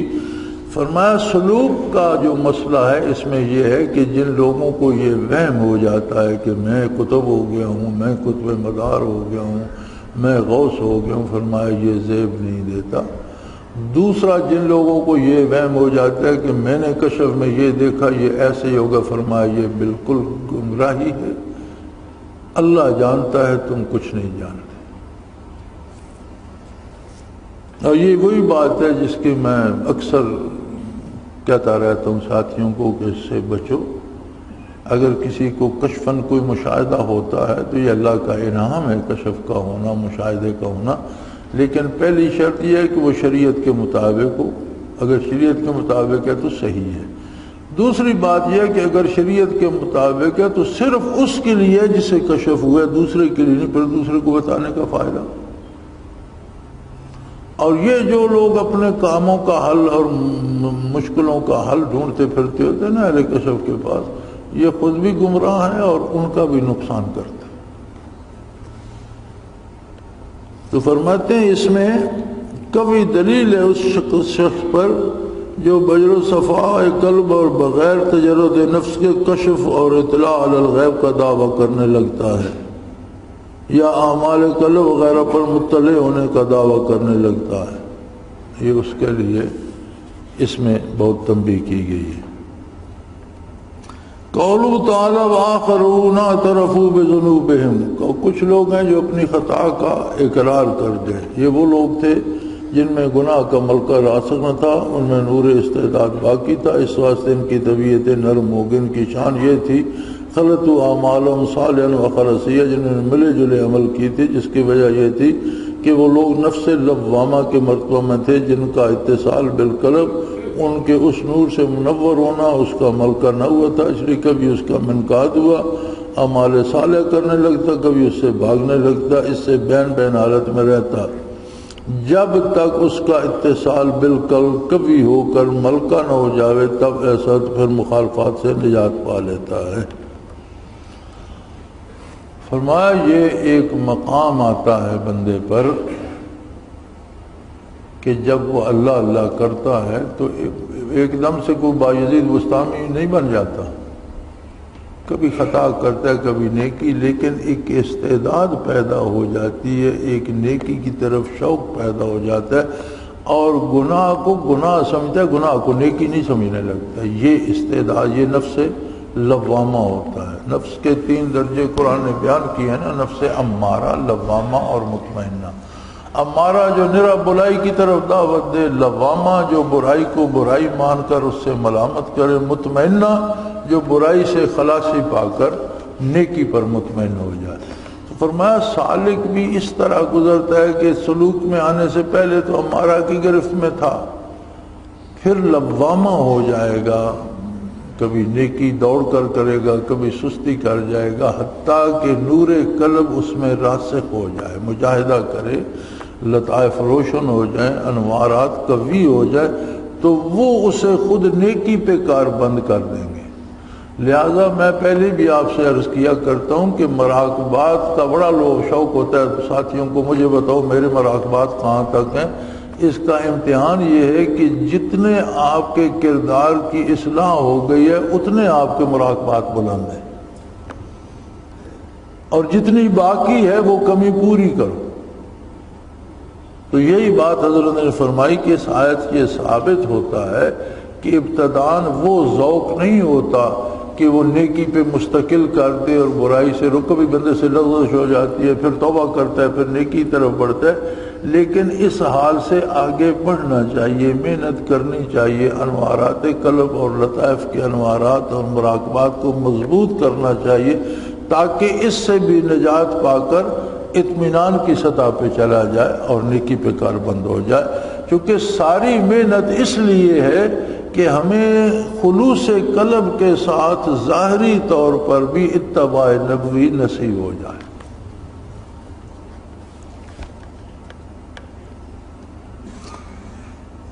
خذ من اموالہم صدقۃ تطہرہم وتزکیہم بہا، ان کے مالوں سے صدقہ لے لیجیے، اس کے ذریعے آپ ان کو پاک سے، کیونکہ مال ہی تمام شہوات کا مادہ ہے۔ حضور صلی اللہ علیہ وسلم کو ان سے مال لینے کا حکم کیا تاکہ اول مرتبہ تجرد ہو، جس سے نفس کے قوی منکسر ہوں اور اس کی خواہشیں ضعیف ہوں، اور صلی علیہم ان کے لیے دعا کیجیے، ان کی ہمت میں اضافہ کیجیے۔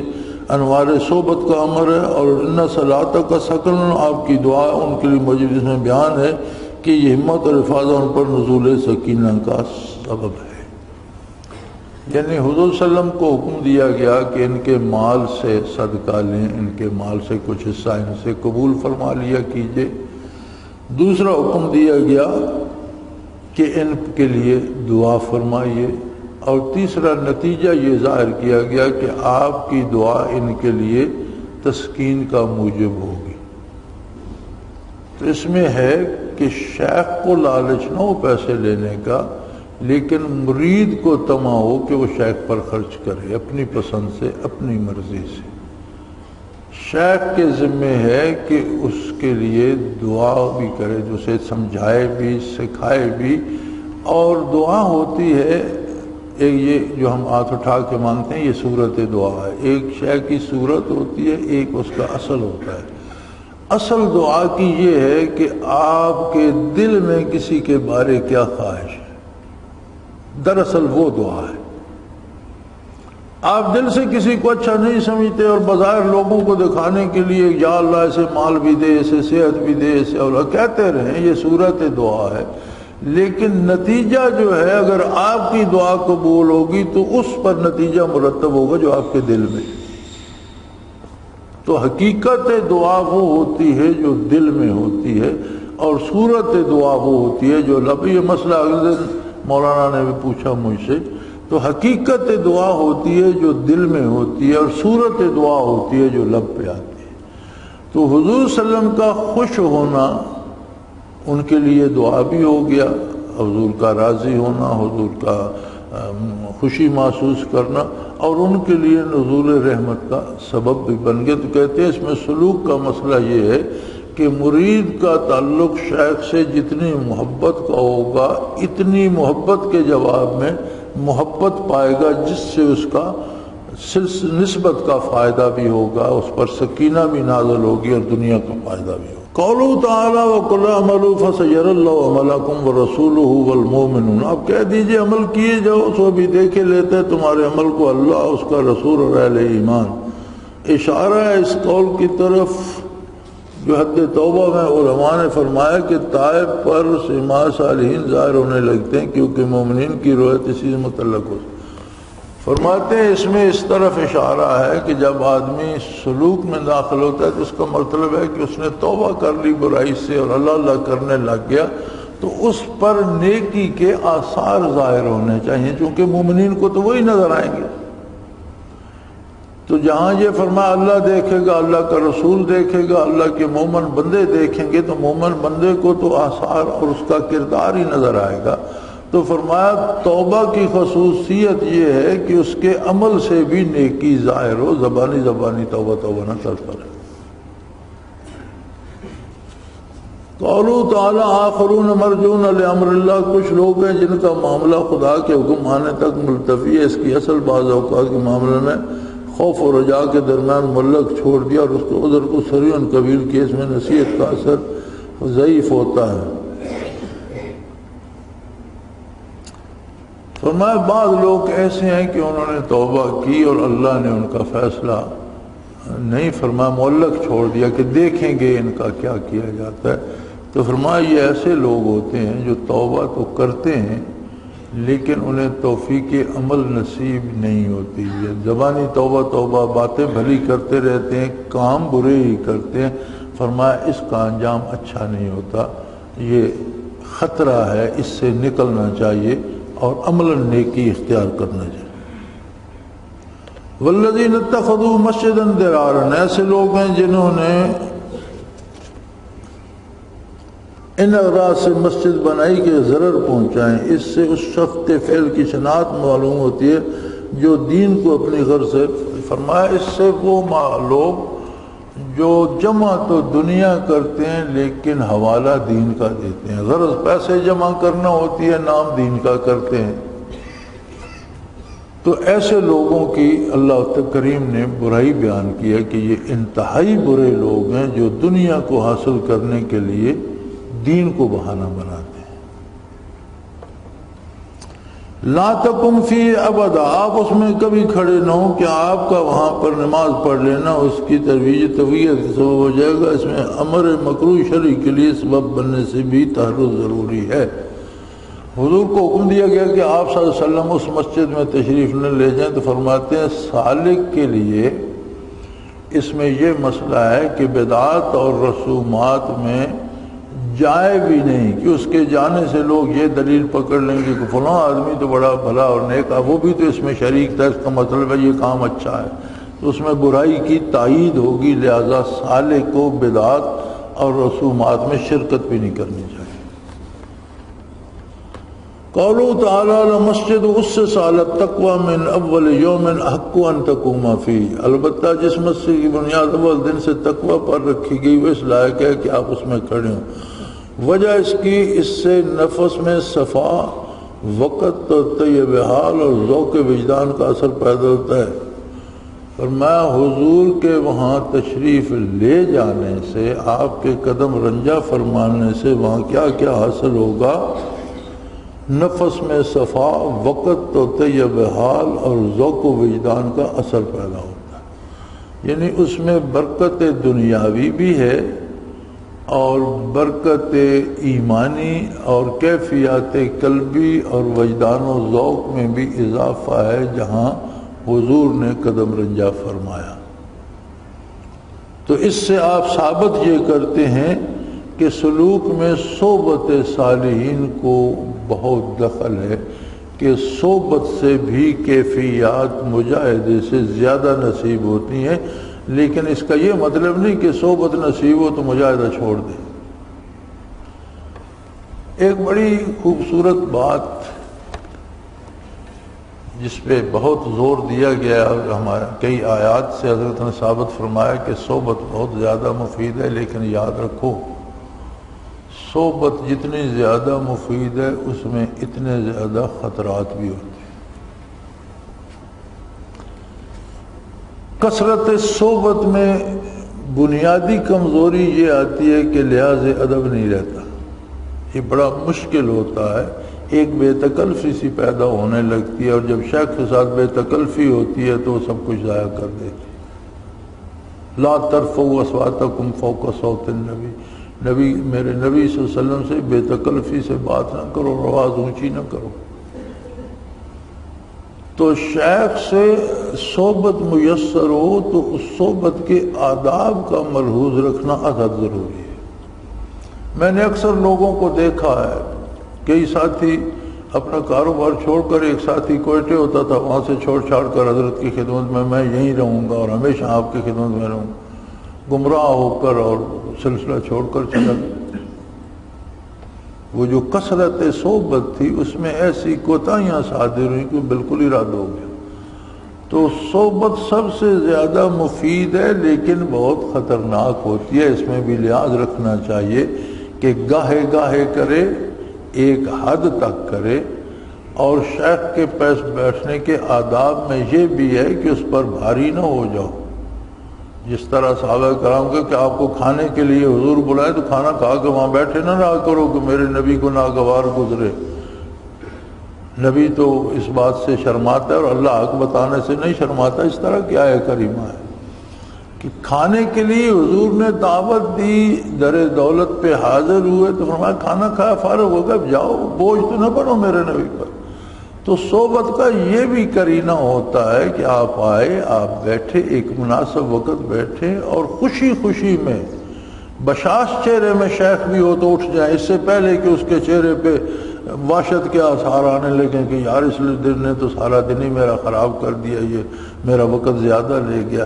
تو یہ سارے لحاظ رکھنے پڑتے ہیں، اگرچہ صحبت بہت مفید ہے لیکن اپنی ساری شرائط اور آداب کے ساتھ۔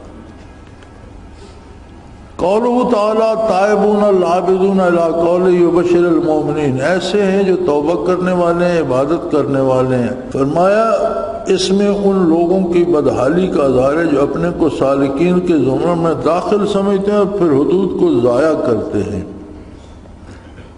یعنی جو لوگ خود کو صوفی سمجھتے ہیں، سلسلے میں بیعت بھی کر لیتے ہیں، دو چار دفعہ ذکر میں بھی حاضر ہو جاتے ہیں لیکن اپنی اصلاح نہیں کرتے، فرمایا وہ جھوٹ ذوم میں مبتلا ہیں کہ میں اللہ اللہ کر رہا ہوں۔ اللہ اللہ کا مقصد یہ ہے کہ ظاہر اور باطن کی اصلاح کر کے خلوص کے ساتھ کریں۔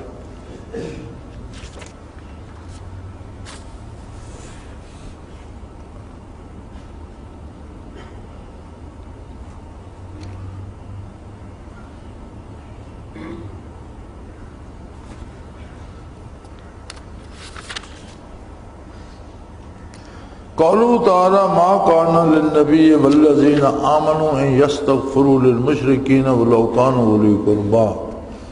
ترجمہ، نہ پیغمبر صلی اللہ علیہ وسلم کو اور نہ دوسرے مسلمانوں کو جائز ہے کہ مشرکین کے لیے مغفرت کی دعا مانگیں اگرچہ وہ رشتہ دار ہی ہوں۔ اس میں تصریح ہے کہ بدون ایمان کے محض برکات کام نہیں آتے، یعنی یہ دلیل ہے کہ سلوک کے لیے عقیدے کا خالص ہونا بنیادی شرط ہے۔ اگر عقیدے میں بدعت و رسومات اور شرکیات اور خرافات رہیں گی تو برسوں بھی صحبت میں بیٹھا رہے، محنت کرتے رہے، کچھ حاصل نہیں ہوگا۔ بنیاد عقیدے پر ہے، جو کچھ ملتا ہے وہ بنیاد پہ ملتا ہے اور بنیاد ایمان پر ہے۔ جیسے کوئی کفر پر مر گیا تو نبی کریم کو اور صحابہ کرام کو بھی منع کر دیا کہ اس کی مغفرت کے لیے آپ دعا نہ کریں، کیونکہ اس میں ایمان نہیں ہے، استعداد قبولیت نہیں ہے، اس لیے دعا سے روک دیا گیا۔ تو سلوک میں بھی جب تک عقیدے کی صحت نہ ہو برکات نصیب نہیں ہوتی۔ قولہ تعالی وما کان استغفار ابراہیم لابیہ الا ان موعدہ، ابراہیم کا اپنے باپ کے لیے دعا مغفرت مانگنا وعدہ کے سبب سے تھا۔ یہ دلیل ہے کہ شیخ اس پر کہ اگر شیخ کسی فعل سے مرید کو منع کرے اور کسی عارض سے وہی فعل خود کرنا پڑے تو مرید کے سامنے اس پر عذر اجمالاً یا تفصیلاً بیان کر دے۔ بعض اوقات مشائخ کسی، اب اللہ نے منع کیا نبی کریم صلی اللہ علیہ وسلم کو فار کے لیے دعا نہ مانگے، ساتھ قرآن میں یہ بھی ذکر کیا کہ ابراہیم علیہ السلام نے اپنے باپ کے لیے دعا کی کہ اللہ اسے بخش دے، تو فرمایا ادھر منع فرما رہے ہو کہ کافر کے لیے دعا نہ مانگے، ادھر آپ کہنے میرے خلیل نے دعا کی، تو فرمایا اس لیے کہ انہوں نے باپ کی زندگی میں اس سے وعدہ کیا تھا میں تیرے لیے دعا کروں گا، یعنی ایک عذر شرعی موجود تھا۔ تو بعض اوقات شیخ ایسا کام خود کر لیتا ہے جس سے اس نے مریدوں کو روکا ہو، لیکن اس کے لیے عذر شرعی کی ضرورت ہے، اور مرید کو اس سے پریشان نہیں ہونا چاہیے، کیونکہ وہ وجہ نہیں جانتا اس کے پیچھے سبب کیا ہے، تو اس پر اسے خام خواہ متردد نہیں ہونا چاہیے۔ اور یہ کوئی حرام حلال کی بات نہیں ہوتی، یہ معمولات کی بات ہوتی ہے، رواجات اور رسوم مباحات کی بات ہوئی، یہ مباحات میں ہوتا ہے، کوئی شرعی حرام کسی بہانے سے حلال نہیں ہوتا، کوئی حلال کسی بہانے سے حرام نہیں ہوتا، حلت حرمت کی بات نہیں ہے، یہ معمولی چیزیں مباحات میں ہوتی ہیں۔ ایک مباح کام ہے، اس سے کسی وقت مرید کو روک دیا، پھر وہ مباح کام کسی وقت شیخ نے خود کر لیا، تو یقیناً اس کے پیچھے کوئی سبب یا عذر شرعی ہوگا۔ قولہ تعالیٰ ثم تاب اللہ علیہم، ان کے حال پر توجہ فرمائی۔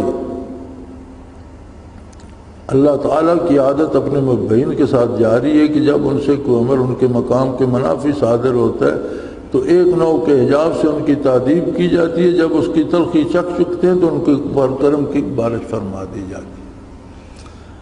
ثم تاب، پھر اللہ نے ان پر توجہ فرمائی، ان کی توبہ قبول فرمائی۔ فرماتے ہیں اللہ کی اپنے مقبولین کے ساتھ یہ سنت ہے کہ اگر ان سے کچھ ایسا کام ہو جائے جو ان کی شان کے منافی ہے، خواہ وہ شرعاً جائز ہی ہو لیکن ان کے مقام کے منافی ہے، تو ان پر کوئی حجاب آ جاتا ہے، اور پھر جب اس حجاب کی تلخی سے گزرتے ہیں تو اللہ تعالیٰ معاف فرما دیتا ہے، پھر انوارات کھول دیتا ہے۔ تو یہ معاملہ اللہ کا اپنے مقبولین کے ساتھ رہتا ہے۔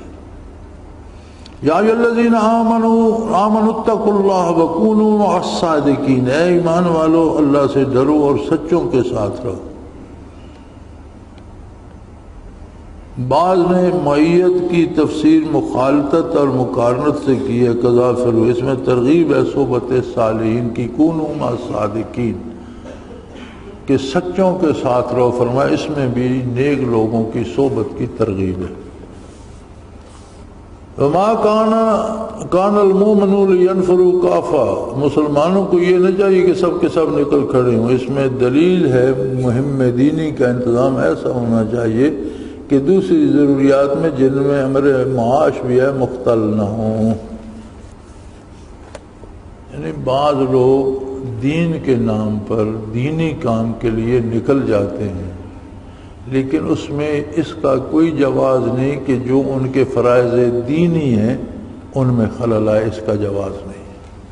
یہ نہ ہو کہ سب کے سب ایک ہی طرف چل دیں اور وہ جو اسباب دنیا ہیں ان میں خلل واقع ہو جائے۔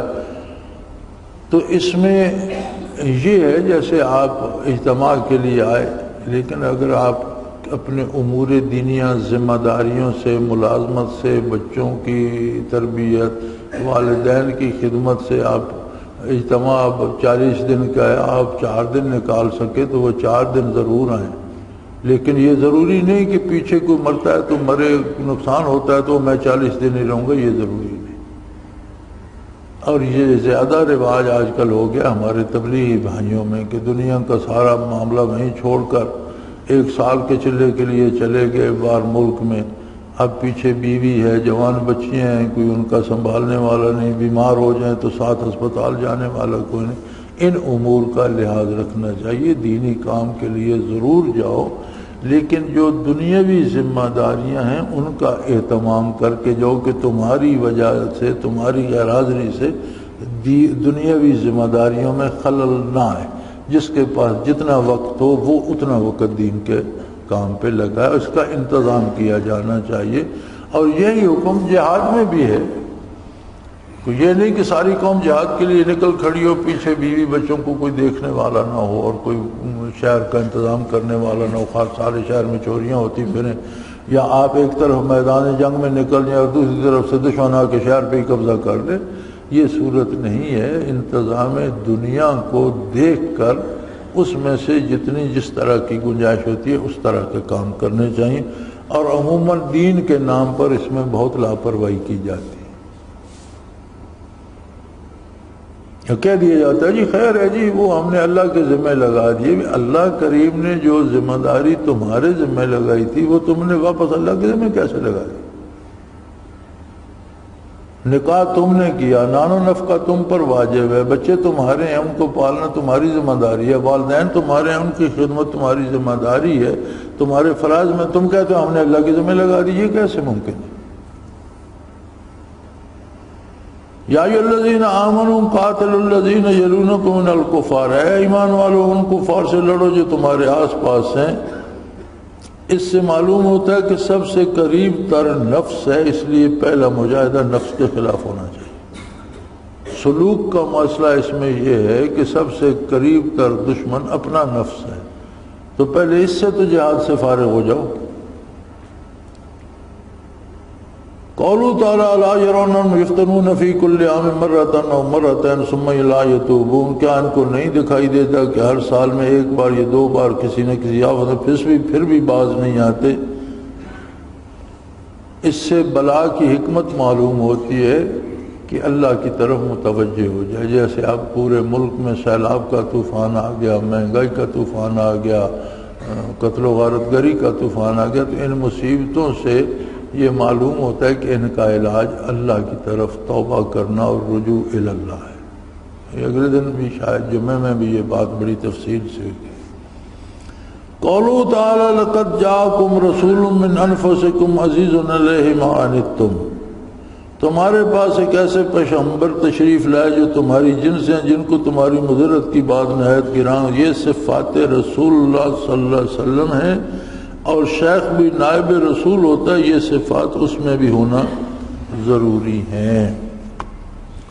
فرمایا اللہ کریم نے اپنے نبی کی صفت یہ فرمائی کہ ایک تو وہ تم ہی میں سے ہیں، یعنی بنی آدم میں سے ہیں، اور دوسرا وہ تمہارے اتنے درد مند اور اتنے بہی خواہ ہیں کہ تکلیف تم پر کوئی تکلیف آئے تو وہ اسے بہت زیادہ محسوس کرتے ہیں.